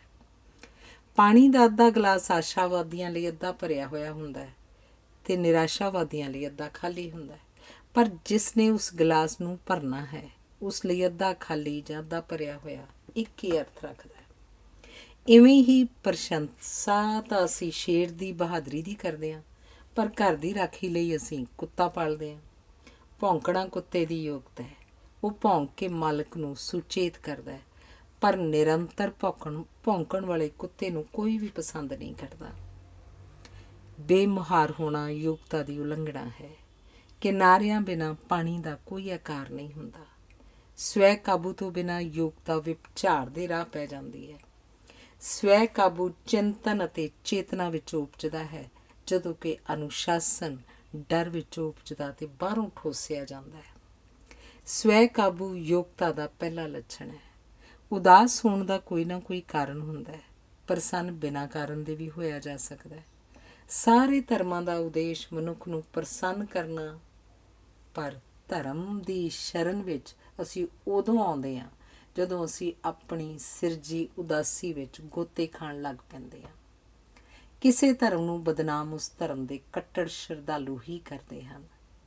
ਜਿਸ ਸਮਾਜ ਦਾ ਧਰਮ ਵਿੱਚ ਨਵੇਂ ਹੋਣ ਦੀ ਸਮਰੱਥਾ ਨਹੀਂ ਰਹਿੰਦੀ, ਉਸ ਸਮਾਜ ਤੇ ਧਰਮ ਵਿੱਚ ਰੌਣਕ ਮੁੱਕ ਜਾਂਦੀ ਹੈ। ਅਜਿਹੇ ਧਰਮਾਂ ਅਤੇ ਸਮਾਜਾਂ ਵਿੱਚ ਜੀਣਾ ਅਤੇ ਮਰਨਾ ਦੋਵੇਂ ਅਸੰਭਵ ਹੋ ਜਾਂਦੇ ਹਨ, ਕਿਉਂਕਿ ਮਨੁੱਖ ਤੋਂ ਜੀਣ ਦਾ ਸਲੀਕਾ ਹੀ ਗੁਆਚ ਜਾਂਦਾ ਹੈ। ਆਪਣੇ ਹੱਕਾਂ ਪ੍ਰਤੀ ਇੰਨੇ ਸੁਚੇਤ ਨਾ ਹੋ ਕਿ ਜੀਣ ਦੀ ਜਾਚ ਹੀ ਭੁੱਲ ਜਾਓ। ਆਪਣੇ ਫਰਜ਼ਾਂ ਅਤੇ ਦੂਜਿਆਂ ਦੇ ਹੱਕਾਂ ਪ੍ਰਤੀ ਸੁਚੇਤ ਰਹਿਣ ਵਾਲਾ ਮਨੁੱਖ ਕਦੇ ਨਿਰਾਸ਼ ਨਹੀਂ ਹੁੰਦਾ। ਇੱਕ ਯੋਗ ਵਿਅਕਤੀ ਨੂੰ ਇੱਕ ਯੋਗ ਵਿਅਕਤੀ ਵਾਲਾ ਵਿਹਾਰ ਕਰਨਾ ਚਾਹੀਦਾ ਹੈ, ਜਿਵੇਂ ਇੱਕ ਯੋਧੇ ਨੂੰ ਇੱਕ ਯੋਧੇ ਵਾਂਗ ਜਿੱਤਣਾ ਹਾਰਨਾ ਚਾਹੀਦਾ ਹੈ। ਮਨ ਦੀ ਲੂਣਕੀ ਵਿੱਚ ਜੇ ਵਫਾ ਦਾ ਨਮਕ ਨਹੀਂ ਤਾਂ ਜ਼ਿੰਦਗੀ ਬੇਸੁਆਦੀ ਹੀ ਰਹੇਗੀ। ਦਿਨ ਬੇਚੈਨੀ 'ਚ ਗੁਜ਼ਰਨਗੇ। ਰਿਸ਼ਤਿਆਂ ਵਿੱਚੋਂ ਸੁੱਖ ਤੇ ਸੰਤੋਖ ਦੀ ਥਾਂ ਪਰੇਸ਼ਾਨੀ ਹੀ ਮਿਲੇਗੀ। ਜਿੱਥੇ ਕਿਧਰੇ ਆਦਰਸ਼ ਗਲਤ ਹੋਣਗੇ ਉੱਥੇ ਯੋਗਤਾ ਨਹੀਂ, ਸਿਫਾਰਿਸ਼ ਤੇ ਰਿਸ਼ਵਤ ਦਾ ਬੋਲਬਾਲਾ ਹੋਏਗਾ। ਉੱਥੇ ਤਣਾਅ ਤੇ ਬੇਚੈਨੀ ਹੋਏਗੀ। ਉੱਥੇ ਰਿਸ਼ਤੇ ਨਹੀਂ ਉਸਰਨਗੇ, ਸਗੋਂ ਰਿਸ਼ਤੇ ਟੁੱਟਣਗੇ। ਬੇਚੈਨੀ ਗਲਤ ਆਦਰਸ਼ਾਂ ਦਾ ਫਲ ਹੁੰਦੀ ਹੈ। ਰਿਸ਼ਤਾ ਉਹ ਜਿੱਥੇ ਗੱਲ ਟੁਰਦੀ ਰਹੇ। ਦੂਜਿਆਂ ਦੇ ਅਪਮਾਨ ਦੀਆਂ ਇੱਟਾਂ ਨਾਲ ਆਪਣੀ ਇੱਜ਼ਤ ਦਾ ਗੁੰਬਦ ਨਹੀਂ ਉਸਾਰਿਆ ਜਾ ਸਕਦਾ। ਗੁਹਾਰੇ ਵਿੱਚ ਪੈ ਕੇ ਹੀ ਸੋਨਾ ਖੋਟ ਦੀ ਜੱਫੀ ਵਿੱਚੋਂ ਨਿਕਲਦਾ ਹੈ। ਅਨੰਦਪੁਰ ਸਾਹਿਬ ਦੇ ਮੈਦਾਨ ਵਿੱਚ ਗੁਰੂ ਗੋਬਿੰਦ ਸਿੰਘ ਨੇ ਅਸਮਾਨੀ ਬਿਜਲੀ ਵਾਂਗ ਚਮਕਦੀ ਤਲਵਾਰ ਨਾਲ ਜਦੋਂ ਸਿਰ ਮੰਗੇ ਸਨ ਤਾਂ ਉਸ ਵਿਸ਼ਾਲ ਇਕੱਠ ਵਿੱਚ ਸਿਰ ਕੇਵਲ 5 ਕੋਲ ਹੀ ਸਨ ਅਤੇ ਉਹ ਆਪਣੀ ਮੌਤ ਵਿੱਚੋਂ ਸਦੀਵੀ ਜੀਵਨ ਵੇਖਣ ਦੀ ਯੋਗਤਾ ਰੱਖਦੇ ਸਨ। ਉਦੋਂ ਸਿੱਖ ਅੰਮ੍ਰਿਤ ਛਕ ਕੇ ਬਹਾਦਰ ਨਹੀਂ ਸਨ ਹੋ ਜਾਂਦੇ, ਉਦੋਂ ਅੰਮ੍ਰਿਤ ਛਕਦੇ ਹੀ ਬਹਾਦਰ ਸਨ। ਜਦੋਂ ਕੁਰੂਕਸ਼ੇਤਰ ਦੇ ਮੈਦਾਨ ਵਿੱਚ ਅਰਜੁਨ ਸੰਸਿਆ ਵਿੱਚ ਘਿਰ ਗਿਆ ਤਾਂ ਕ੍ਰਿਸ਼ਨ ਨੇ ਉਹਦੀ ਨਿਰਭੈ ਯੋਗਤਾ ਜਗਾਉਣ ਲਈ ਗੀਤਾ ਉਚਾਰੀ। ਕ੍ਰਿਸ਼ਨ ਨੇ ਗੀਤਾ ਆਖੀ ਨਹੀਂ ਸੀ, ਅਰਜਨ ਨੇ ਅਖਵਾਈ ਸੀ। ਗੀਤਾ ਕੇਵਲ ਅਰਜਨ ਨੂੰ ਹੀ ਆਖੀ ਜਾ ਸਕਦੀ ਸੀ, ਕੇਵਲ ਉਹੀ ਉਹਦੇ ਯੋਗ ਸੀ। ਯੂਨਾਨ ਨੇ ਜ਼ਹਿਰ ਵਾਲਾ ਪਿਆਲਾ ਪਿਲਾ ਕੇ ਸੁਕਰਾਤ ਨੂੰ ਨਹੀਂ ਸੀ ਮਾਰਿਆ, ਸਗੋਂ ਯੂਨਾਨ ਨੇ ਉਹ ਸੁਕਰਾਤ ਪੈਦਾ ਕੀਤਾ ਸੀ ਜਿਸ ਵਿੱਚ ਸੱਚ ਦੀ ਖਾਤਰ ਜ਼ਹਿਰ ਦਾ ਪਿਆਲਾ ਪੀਣ ਦੀ ਯੋਗਤਾ ਸੀ। ਸੁਕਰਾਤ ਮਾਨਵ ਜਾਤੀ ਦਾ ਅਧਿਆਪਕ ਸੀ। ਉਹਦੇ ਅੰਦਰ ਸੱਚ ਨੂੰ ਵਸਾਉਣ ਦੀ ਯੋਗਤਾ ਸੀ। ਜਿਸ ਅਧਿਆਪਕ ਵਿੱਚ ਸੰਜਮ ਤੇ ਸੰਤੋਖ ਨਹੀਂ ਤੇ ਜਿਸ ਨੂੰ ਇਕੱਲ ਪਸੰਦ ਨਹੀਂ, ਉਹਦੀ ਸਿੱਖਿਆ ਵਿੱਚ ਅਸਰ ਨਹੀਂ ਹੋਏਗਾ। ਇਸਤਰੀਆਂ ਵਿੱਚ ਹਵਾਈ ਕਿਲੇ ਬਣਾਉਣ ਦੀ ਯੋਗਤਾ ਪੁਰਸ਼ਾਂ ਦੇ ਮੁਕਾਬਲੇ ਘੱਟ ਹੁੰਦੀ ਹੈ, ਕਿਉਂਕਿ ਉਹਨਾਂ ਦੀ ਦਿਲਚਸਪੀ ਵਰਤਮਾਨ 'ਚ ਹੁੰਦੀ ਹੈ। ਭਵਿੱਖ ਦੀ ਉਹ ਪੁਰਸ਼ਾਂ ਵਾਂਗ ਚਿੰਤਾ ਨਹੀਂ ਕਰਦੀਆਂ। ਨਿਰਸੰਦੇਹ ਉਹ ਸੋਚਦੀਆਂ ਭਾਵੇਂ ਘੱਟ ਹਨ, ਪਰ ਉਹ ਮਹਿਸੂਸ ਵਧੇਰੇ ਕਰਦੀਆਂ ਹਨ। ਵਧੇਰੇ ਸੋਚਣ ਕਾਰਨ ਪੁਰਸ਼ਾਂ ਵਿੱਚ ਮਹਿਸੂਸ ਕਰਨ ਦੀ ਯੋਗਤਾ ਘਟਦੀ ਜਾ ਰਹੀ ਹੈ। ਇਸਤਰੀਆਂ ਆਪਣੇ ਕਿਸੇ ਦੇ ਮਰਨ 'ਤੇ ਮਹਿਸੂਸ ਕਰਨ 'ਤੇ ਰੋਂਦੀਆਂ ਹਨ। ਪੁਰਸ਼ ਸੋਚਣ ਲੱਗ ਪੈਂਦਾ ਹੈ, ਮਹਿਸੂਸ ਕਰਨ ਦੀ ਸ਼ਕਤੀ ਉਸ ਵਿੱਚ ਨਹੀਂ ਹੁੰਦੀ। ਯੋਗਤਾ ਕੁਝ ਕਰਨ, ਕੁਝ ਸਮਝਣ, ਕੁਝ ਸਮਝਾਉਣ, ਕੁਝ ਕਹਿਣ, ਕੁਝ ਸੁਣਨ, ਕੁਝ ਵਿਉਂਤਣ, ਕੁਝ ਦੂਜਿਆਂ ਦੇ ਸੰਦਰਭ ਵਿੱਚ ਸੋਚਣ ਆਦਿ ਦੀ ਸਮਰੱਥਾ ਦਾ ਨਾਂ ਹੈ। ਇਸ ਦੇ ਅਨੇਕਾਂ ਖੇਤਰ ਹਨ: ਸਰੀਰਕ, ਭਾਵੁਕ, ਬੌਧਿਕ, ਆਰਥਿਕ ਤੇ ਸਮਾਜਿਕ। ਹਰ ਵਿਅਕਤੀ, ਹਰ ਪਰਿਵਾਰ, ਹਰ ਸਮਾਜ ਤੇ ਹਰ ਕੌਮ ਜਾਂ ਦੇਸ਼ ਦੀ ਇੱਕ ਔਸਤ ਯੋਗਤਾ ਹੁੰਦੀ ਹੈ। ਕੋਈ ਵੀ ਕੰਪਨੀ, ਸੰਸਥਾ, ਪਰਿਵਾਰ ਜਾਂ ਸਮਾਜ ਨਿਰੋਲ ਅਯੋਗ ਲੋਕਾਂ ਨਾਲ ਨਹੀਂ ਚੱਲ ਸਕਦਾ। ਸਾਡੀ ਯੋਗਤਾ ਉਪਜਾਉਣ ਤੇ ਵਿਕਸਿਤ ਕਰਨ ਵਿੱਚ ਸਾਡੇ ਮਾਪੇ, ਅਧਿਆਪਕ, ਅਨੁਭਵ, ਪੁਸਤਕਾਂ, ਆਲਾ ਦੁਆਲਾ, ਸਮਾਜਿਕ ਤੇ ਆਰਥਿਕ ਪ੍ਰਸਥਿਤੀਆਂ ਮਹੱਤਵਪੂਰਨ ਯੋਗ ਪਾਉਂਦੀਆਂ ਹਨ। ਯੋਗਤਾ ਸਾਡੇ ਅੰਦਰ ਹੁੰਦੀ ਹੈ। ਪ੍ਰਸਥਿਤੀਆਂ ਤੇ ਵਾਤਾਵਰਨ ਉਸ ਨੂੰ ਜਗਾਉਣ ਦਾ ਕਾਰਜ ਕਰਦੇ ਹਨ। ਕਿਸੇ ਵੀ ਜਿੰਦੇ ਨੂੰ ਖੋਲ੍ਹਣ ਵਾਸਤੇ ਕੁੰਜੀ ਦੀ ਹੀ ਲੋੜ ਨਹੀਂ ਹੁੰਦੀ, ਉਸ ਕੁੰਜੀ ਨੂੰ ਮਰੋੜਨ ਦੀ ਵੀ ਲੋੜ ਹੁੰਦੀ ਹੈ। ਅਸੀਂ ਜੋ ਕੁਝ ਵੀ ਕਰਦੇ ਹਾਂ ਤੇ ਜਿਸ ਕਿਸੇ ਨੂੰ ਵੀ ਮਿਲਦੇ ਹਾਂ, ਉਹ ਸਾਡੀ ਯੋਗਤਾ ਨੂੰ ਚੰਗੇ ਜਾਂ ਮਾੜੇ ਪੱਖ ਤੋਂ ਪ੍ਰਭਾਵਿਤ ਕਰਦਾ ਹੈ। ਤੁਹਾਡੀ ਯੋਗਤਾ ਕਿਹੋ ਜਿਹੀ ਵੀ ਹੋਵੇ, ਕਿੰਨੀ ਵੀ ਘੱਟ ਕਿਉਂ ਨਾ ਹੋਵੇ, ਤੁਹਾਡੇ ਨਾਲੋਂ ਨੀਵੀਂ ਪੌੜੀ 'ਤੇ ਖਲੋਤਾ ਹੋਇਆ ਕੋਈ ਨਾ ਕੋਈ ਅਜਿਹਾ ਹੋਏਗਾ ਜੋ ਤੁਹਾਨੂੰ ਮਾਹਿਰ ਤੇ ਨਿਪੁੰਨ ਸਮਝਦਾ ਹੈ। ਇਵੇਂ ਕੋਈ ਵੀ ਵਿਅਕਤੀ ਪੂਰਨ ਭਾਂਤ ਅਯੋਗ ਨਹੀਂ ਹੁੰਦਾ। ਕਿਸੇ ਇੱਕ ਖੇਤਰ ਦਾ ਅਨਾੜੀ ਕਿਸੇ ਹੋਰ ਖੇਤਰ ਦਾ ਮਾਹਿਰ ਸਿੱਧ ਹੋ ਜਾਂਦਾ ਹੈ। ਕੁਝ ਕੰਮ ਅਜਿਹੇ ਹੁੰਦੇ ਹਨ ਜੋ ਤੁਸੀਂ ਹੀ ਕਰਨੇ ਹਨ, ਜੋ ਤੁਸੀਂ ਹੀ ਕਰ ਸਕਦੇ ਹੋ। ਜੇ ਤੁਸੀਂ ਨਹੀਂ ਕਰੋਗੇ ਤਾਂ ਕੋਈ ਨਹੀਂ ਕਰੇਗਾ। ਕੋਈ ਨਾ ਕੋਈ ਹਮੇਸ਼ਾ ਅਜਿਹਾ ਹੁੰਦਾ ਹੈ ਜੋ ਤੁਹਾਡੇ ਚਲੇ ਜਾਣ 'ਤੇ ਤੁਹਾਨੂੰ ਯਾਦ ਕਰਦਾ ਹੈ। ਅਸੀਂ ਆਪਣੀ ਯੋਗਤਾ ਇਸੇ ਕਰਕੇ ਵਧਾਉਂਦੇ ਹਾਂ ਤਾਂ ਜੋ ਅਸੀਂ ਕਿਸੇ ਦੀ ਯਾਦ ਬਣ ਜਾਈਏ। ਕਿਸੇ ਵੀ ਵਿਅਕਤੀ ਨੂੰ ਆਪਣੇ ਜੀਵਨ ਵਿੱਚ ਪ੍ਰਾਪਤ ਕੀਤਾ ਸਾਰਾ ਗਿਆਨ ਤੇ ਵਿਕਸਿਤ ਕੀਤੀ ਹੋਈ ਸਾਰੀ ਯੋਗਤਾ ਵਰਤਣ ਦੀ ਲੋੜ ਨਹੀਂ ਪੈਂਦੀ। ਪਰ ਇਹ ਵੀ ਸੱਚ ਹੈ ਕਿ ਸਾਡੇ ਹਰ ਕਾਰਜ ਤੇ ਸਾਡੀ ਹਰ ਗੱਲ ਵਿੱਚ ਸਾਡਾ ਸਮੁੱਚਾ ਗਿਆਨ ਤੇ ਸਾਡੀ ਸਮੁੱਚੀ ਯੋਗਤਾ ਝਲਕਦੀ ਹੈ। ਗਿਆਨ ਸਾਨੂੰ ਪਰ ਦਿੰਦਾ ਹੈ ਉੱਡਣ ਲਈ, ਤਜਰਬਾ ਜਾਂ ਅਨੁਭਵ ਸਾਨੂੰ ਜੜ੍ਹਾਂ ਦਿੰਦਾ ਹੈ ਧਰਤੀ ਵਿੱਚ ਖੁੱਭਣ ਲਈ। ਬਚਪਨ ਵਿੱਚ ਮੈਂ ਸਮਝਦਾ ਸਾਂ ਕਿ ਮੇਰੇ ਪਿਤਾ ਜੀ ਸਭ ਕੁਝ ਜਾਣਦੇ ਸਨ। ਜਵਾਨੀ 'ਚ ਪ੍ਰਤੀਤ ਹੋਇਆ ਕਿ ਬਹੁਤ ਪਛੜੇ ਹੋਏ ਹਨ। ਉਹਨਾਂ ਦਾ ਗਿਆਨ ਬਹੁਤ ਪੁਰਾਣਾ ਹੈ। ਜਦੋਂ ਮੈਂ ਆਪ ਪਿਤਾ ਬਣਿਆ ਤਾਂ ਮੈਨੂੰ ਆਪਣੀ ਅਯੋਗਤਾ ਦਾ ਤੀਬਰ ਅਹਿਸਾਸ ਹੋਇਆ। ਹੁਣ ਜਦੋਂ ਮੈਂ ਆਪ ਬੁਢਾਪੇ ਵਿੱਚ ਦਾਖਲ ਹੋ ਰਿਹਾ ਤਾਂ ਮੈਂ ਇਹ ਸੋਚ ਕੇ ਅਕਸਰ ਪਰੇਸ਼ਾਨ ਹੋ ਜਾਂਦਾ ਕਿ ਮੈਂ ਆਪਣੇ ਪਿਤਾ ਜੀ ਵਰਗਾ ਸਰਲ, ਨਿਰਛਲ ਤੇ ਸੁਹਿਰਦ ਤੇ ਇਮਾਨਦਾਰ ਕਿਉਂ ਨਹੀਂ ਬਣ ਸਕਿਆ। ਯੋਗਤਾ ਦਾ ਮਾਰਗ ਪਤਾ ਤਾਂ ਹਰ ਕਿਸੇ ਨੂੰ ਹੈ, ਪਰ ਇਸ ਰਾਹ ਉੱਤੇ ਕਿਸੇ ਵਿੱਚ ਟੁਰਨ ਦੀ ਹਿੰਮਤ ਨਹੀਂ ਹੁੰਦੀ। ਕਹਿੰਦੇ ਹਨ, ਵਿਚਾਰਾਂ ਨੂੰ ਕਾਰਜ ਦਾ ਰੂਪ ਦਿਓ, ਕਾਰਜ ਨੂੰ ਆਦਤ ਬਣਾਓ, ਆਦਤਾਂ ਚਰਿੱਤਰ ਦਾ ਨਿਰਮਾਣ ਕਰਨਗੀਆਂ ਤੇ ਚਰਿੱਤਰ ਕਿਸਮਤ ਬਣ ਜਾਏਗਾ। ਕਿਸੇ ਨੂੰ ਪਿਆਰ ਕਰਨ ਦੀ ਯੋਗਤਾ ਉਪਜਾਉਣੀ ਅਜੋਕੇ ਯੁੱਗ ਦੀ ਸਭ ਤੋਂ ਵੱਡੀ ਚੁਣੌਤੀ ਹੈ। ਪਿਆਰ ਸਦਾ ਦੂਜੇ ਬਾਰੇ ਸੋਚਦਾ ਹੈ। ਹੰਕਾਰ ਤੇ ਮੈਂ ਸਦਾ ਆਪਣੇ ਆਪ ਨੂੰ ਹੀ ਪਛਾਣਦੇ ਹਨ। ਪਿਆਰ ਕੁਰਬਾਨ ਹੋਣ ਦਾ ਜਜ਼ਬਾ ਹੈ, ਹੰਕਾਰ ਖੋਹਣ ਦਾ ਖੇਤਰ ਹੈ। ਪਿਆਰ ਹਰ ਸੇਵਾ ਲਈ ਹਾਜ਼ਰ ਹੈ, ਹੰਕਾਰ ਹਰ ਕਿਸੇ ਨੂੰ ਆਪਣੀ ਸੇਵਾ ਲਈ ਵਰਤਦਾ ਹੈ। ਪਿਆਰ ਉਚਾਈਆਂ ਨੂੰ ਛੂੰਹਦਾ ਹੈ, ਹੰਕਾਰ ਸਦਾ ਨੀਵਾਂ ਵੇਖਦਾ ਹੈ। ਜਦੋਂ ਕੋਈ ਉੱਚਾ ਟੀਚਾ ਮਿੱਥ ਲਈਏ ਤਾਂ ਲਿੰਗ ਭੁੱਖ ਉਸ ਵਿੱਚ ਹੀ ਰਚ ਜਾਂਦੀ ਹੈ। ਜਦੋਂ ਉਚੇਰੇ ਸਵਾਦ ਪੈਦਾ ਹੋ ਜਾਣ ਤਾਂ ਕਾਮ ਦਾ ਸਵਾਦ ਬੜਾ ਨੀਵਾਂ ਤੇ ਨਿਗੂਣਾ ਜਿਹਾ ਬਣ ਕੇ ਰਹਿ ਜਾਂਦਾ ਹੈ। ਭਗਤੀ ਤੇ ਸੇਵਾ ਨਾਲ, ਸੁਹਿਰਦਤਾ ਤੇ ਸਨੇਹ ਨਾਲ ਮਨ ਦਾ ਛੋਟਾਪਣ ਘਟਦਾ ਹੈ, ਆਪਣੀ ਪ੍ਰਵਾਨਗੀ ਵੱਧਦੀ ਹੈ, ਆਪਣੇ ਹੀ ਅੰਦਰੋਂ ਖੁਸ਼ਬੂ ਆਉਣ ਲੱਗ ਪੈਂਦੀ ਹੈ। ਜਦੋਂ ਅਸੀਂ ਸੇਵਾ ਕਰ ਰਹੇ ਹੁੰਦੇ ਹਾਂ ਉਦੋਂ ਸਾਡੀ ਵੀ ਸੇਵਾ ਹੋ ਰਹੀ ਹੁੰਦੀ ਹੈ। ਤਾਕਤ ਰੂਹਾਨੀ ਨਹੀਂ ਹੁੰਦੀ, ਤਾਕਤ ਤੋਂ ਮੁਕਤ ਹੋਣਾ ਰੂਹਾਨੀ ਹੁੰਦਾ ਹੈ। ਯੋਗਤਾ ਹਮੇਸ਼ਾ ਵਿਗੋਚੇ ਹੋਏ, ਵਿਛੜੀ ਹੋਈ, ਭਟਕੇ ਹੋਏ, ਗੁਆਚੇ ਹੋਏ ਵਿਅਕਤੀ ਵਿੱਚ ਹੀ ਉਗੜਦੀ ਹੈ। ਇਹ ਉਹਨਾਂ ਨੂੰ ਹੀ ਮਿਲਦੀ ਹੈ ਜਿਨ੍ਹਾਂ ਦਾ ਕੁਝ ਗੁਆਚ ਜਾਂਦਾ ਹੈ। ਸੱਚਾ ਪ੍ਰੇਮੀ, ਸ਼ਰਧਾਲੂ, ਵਿਦਿਆਰਥੀ ਤੇ ਅਧਿਆਪਕ ਉਹ ਹੁੰਦਾ ਹੈ ਜੋ ਗੁਆਚੇ ਦੀ ਖੋਜ ਵਿੱਚ ਹੋਵੇ। ਚਿੰਤਾ ਤੇ ਦੁੱਖ ਖੋਜ ਦੇ ਮੁੱਢਲੇ ਆਧਾਰ ਹਨ। ਭੁੱਖ ਤੇ ਪਿਆਰ ਯੋਗਤਾ ਦੇ ਮੁੱਢਲੇ ਪ੍ਰੇਰਕ ਹਨ। ਸਮੇਂ ਦੇ ਮਹੱਤਵ ਦੀ ਸੋਝੀ ਤੋਂ ਬਿਨਾਂ ਕੋਈ ਯੋਗਤਾ ਸੰਭਵ ਨਹੀਂ ਹੁੰਦੀ। ਵਕਤ ਦੇ ਬੀਤਣ ਨਾਲ ਸਾਡੇ ਕੋਲ ਸਮਾਂ ਹੀ ਨਹੀਂ ਗੁਆਚਦਾ, ਸਾਡੇ ਕੋਲੋਂ ਸਮੇਂ ਨੂੰ ਠੀਕ ਢੰਗ ਨਾਲ ਵਰਤਣ ਦੀ ਯੋਗਤਾ ਵੀ ਗੁਆਚ ਜਾਂਦੀ ਹੈ। ਜਿਹੜੇ ਦੁੱਖਾਂ ਤੇ ਗਮਾਂ ਨੂੰ ਸ਼ਰਾਬ ਵਿੱਚ ਡੁਬੋਣ ਦਾ ਯਤਨ ਕਰਦੇ ਹਨ ਉਹਨਾਂ ਨੂੰ ਪਤਾ ਲੱਗ ਗਿਆ ਹੋਣਾ ਚਾਹੀਦਾ ਹੈ ਕਿ ਦੁੱਖ ਤੇ ਗਮ ਡੁੱਬਣ ਵਾਲੀਆਂ ਚੀਜ਼ਾਂ ਨਹੀਂ, ਇਹ ਤਰਦੀਆਂ ਰਹਿੰਦੀਆਂ ਹਨ। ਮਿਹਨਤ ਸਭ ਮੁਸ਼ਕਲਾਂ ਤੇ ਮੁਸੀਬਤਾਂ ਨੂੰ ਜਿੱਤ ਲੈਂਦੀ ਹੈ। ਬੋਤਲ ਉੱਤੇ ਕੀਤੀ ਮਿਹਨਤ ਕਿਸੇ ਲੇਖੇ ਨਹੀਂ ਲੱਗਦੀ ਹੈ। ਮੈਨੂੰ ਉਹ ਲੋਕ ਬਹੁਤ ਚੰਗੇ ਲੱਗਦੇ ਹਨ ਜਿਨ੍ਹਾਂ ਕੋਲ ਇੱਕ ਹੀ ਥੈਲੇ ਨਾਲ ਸਫ਼ਰ ਕਰਨ ਦੀ ਯੋਗਤਾ ਹੁੰਦੀ ਹੈ। ਮੈਨੂੰ ਉਹ ਜਵਾਨ ਚੰਗੇ ਲੱਗਦੇ ਹਨ ਜਿਨ੍ਹਾਂ ਕੋਲ ਬਜ਼ੁਰਗਾਂ ਦੀ ਗੱਲ ਧੀਰਜ ਨਾਲ ਸੁਣਨ ਦੀ ਯੋਗਤਾ ਹੁੰਦੀ ਹੈ। ਮੈਨੂੰ ਉਹ ਕਲਰਕ ਚੰਗੇ ਲੱਗਦੇ ਹਨ ਜਿਹੜੇ ਕੰਮ ਨੂੰ ਕਰਨ ਦੀ ਦ੍ਰਿਸ਼ਟੀ ਨਾਲ ਵੇਖਦੇ ਹਨ। ਮੈਨੂੰ ਉਹ ਅਧਿਆਪਕ ਬਹੁਤ ਚੰਗੇ ਲੱਗਦੇ ਹਨ ਜਿਹੜੇ ਪੜ੍ਹਾਉਂਦੇ ਵੀ ਹਨ ਅਤੇ ਪੜ੍ਹਦੇ ਵੀ ਹਨ। ਮੈਨੂੰ ਸਭ ਤੋਂ ਚੰਗੇ ਉਹ ਲੱਗਦੇ ਹਨ ਜਿਨ੍ਹਾਂ ਵਿੱਚ ਸੰਗੀਤ ਦਾ ਕੋਈ ਸਾਜ਼ ਵਜਾਉਣ ਦੀ ਯੋਗਤਾ ਹੁੰਦੀ ਹੈ। ਮੈਨੂੰ ਉਹ ਇਸਤਰੀਆਂ ਚੰਗੀਆਂ ਲੱਗਦੀਆਂ ਹਨ ਜਿਨ੍ਹਾਂ ਦੇ ਚਿਹਰੇ 'ਤੇ ਉਹਨਾਂ ਦੇ ਅੰਦਰਲੇ ਚਾਨਣੇ ਦਾ ਜਲਾਉ ਹੁੰਦਾ ਹੈ। ਮੈਨੂੰ ਉਹ ਲੋਕ ਚੰਗੇ ਲੱਗਦੇ ਹਨ ਜਿਨ੍ਹਾਂ ਦੀਆਂ ਅੱਖਾਂ ਵਿੱਚ ਸੁਪਨੇ ਹੁੰਦੇ ਹਨ। ਸੁਪਨੇ ਹਕੀਕਤ ਤੋਂ ਅੱਗੇ ਹੀ ਨਹੀਂ ਹੁੰਦੇ, ਉੱਚੇ ਵੀ ਹੁੰਦੇ ਹਨ। ਸੁਪਨਿਆਂ ਨੂੰ ਹਕੀਕਤ ਦੇ ਸੰਗਲ ਬੰਨ੍ਹ ਕੇ ਥੱਲੇ ਨਹੀਂ ਪਟਕਾਉਣਾ ਚਾਹੀਦਾ, ਸਗੋਂ ਹਕੀਕਤ ਨੂੰ ਉਛਾਲ ਕੇ ਸੁਪਨਿਆਂ ਦੇ ਬਰਾਬਰ ਹੋਣ ਦੀ ਯੋਗਤਾ ਉਪਜਾਉਣੀ ਚਾਹੀਦੀ ਹੈ। ਜੰਗ ਜਿੱਤਣ ਲਈ ਲੜਾਈ ਹਾਰਨ ਦੀ ਯੋਗਤਾ ਹੋਣੀ ਚਾਹੀਦੀ ਹੈ। ਜ਼ਿੰਦਗੀ ਦੇ ਘਾਟੇ ਬਰਦਾਸ਼ਤ ਕਰਨ ਲਈ ਸਾਡਾ ਇਮਾਨਦਾਰ ਹੋਣਾ ਜ਼ਰੂਰੀ ਹੈ।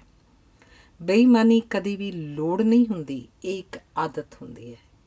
ਇਮਾਨਦਾਰੀ ਕਿਸੇ ਦੀ ਮਜਬੂਰੀ ਹੁੰਦੀ ਹੈ, ਪਰ ਹਰ ਕੋਈ ਇੰਨਾ ਮਜਬੂਰ ਨਹੀਂ ਹੁੰਦਾ ਕਿ ਉਹ ਇਮਾਨਦਾਰ ਹੋ ਨਿਬੜੇ। ਸਧਾਰਨ ਹੋਏ ਬਿਨਾਂ ਇਮਾਨਦਾਰ ਨਹੀਂ ਹੋਇਆ ਜਾ ਸਕਦਾ। ਆਸ ਰੱਖ ਕੇ ਕੀਤੀ ਹੋਈ ਨੇਕੀ ਨੇਕੀ ਨਹੀਂ ਹੁੰਦੀ, ਅਹਿਸਾਨ ਹੁੰਦੀ ਹੈ। ਅਹਿਸਾਨ ਕਰਨਾ ਬੜਾ ਵੱਡਾ ਜ਼ੁਲਮ ਹੈ। ਛੁਪਾਉਣ ਦੀ ਚਿੰਤਾ ਬੇਈਮਾਨੀ ਨੂੰ ਹੁੰਦੀ ਹੈ। ਇਮਾਨਦਾਰੀ ਨੂੰ ਘੁੰਡ ਕੱਢਣ ਦੀ ਲੋੜ ਨਹੀਂ। ਕੁਦਰਤੀ ਨਜ਼ਾਰੇ ਇਸ ਲਈ ਸੋਹਣੇ ਹੁੰਦੇ ਹਨ ਕਿਉਂਕਿ ਉਹਨਾਂ ਦਾ ਕੋਈ ਵੀ ਭਾਗ ਲੁਕਿਆ ਹੋਇਆ ਨਹੀਂ ਹੁੰਦਾ। ਕੋਇਲ ਨੂੰ ਗਾਉਣ ਲਈ ਕਿਸੇ ਸਾਜ਼ ਦੀ ਲੋੜ ਨਹੀਂ ਹੁੰਦੀ। ਯੋਗਤਾ ਨੂੰ ਪ੍ਰਗਟਾਉਣ ਦੀ ਲੋੜ ਨਹੀਂ ਪੈਂਦੀ, ਲੋਕ ਆਪੇ ਪਛਾਣ ਲੈਂਦੇ ਹਨ। ਰੱਬ ਆਪਣੇ ਸ਼ਰਧਾਲੂਆਂ ਨੂੰ ਆਪੇ ਲੱਭ ਲੈਂਦਾ ਹੈ। ਚਿੱਟੇ ਵਾਲਾਂ ਨਾਲ ਯੋਗਤਾ ਘਟਦੀ ਨਹੀਂ। ਜੇ ਛੱਤ ਉੱਤੇ ਬਰਫ਼ ਪੈ ਰਹੀ ਹੋਵੇ ਜਾਂ ਪਈ ਹੋਵੇ ਤਾਂ ਇਹਦਾ ਇਹ ਅਰਥ ਨਹੀਂ ਕਿ ਹੇਠਾਂ ਚੁੱਲ੍ਹੇ ਵਿੱਚ ਅੱਗ ਨਹੀਂ ਹੈ। ਹਰ ਮਨੁੱਖ ਵਿੱਚ ਲਾਸਾਨੀ ਹੋਣ ਦੀ ਰੀਝ ਬਲਵਾਨ ਹੁੰਦੀ ਹੈ। ਹਰ ਕੋਈ ਯੋਗ ਬਣਨਾ ਚਾਹੁੰਦਾ ਹੈ।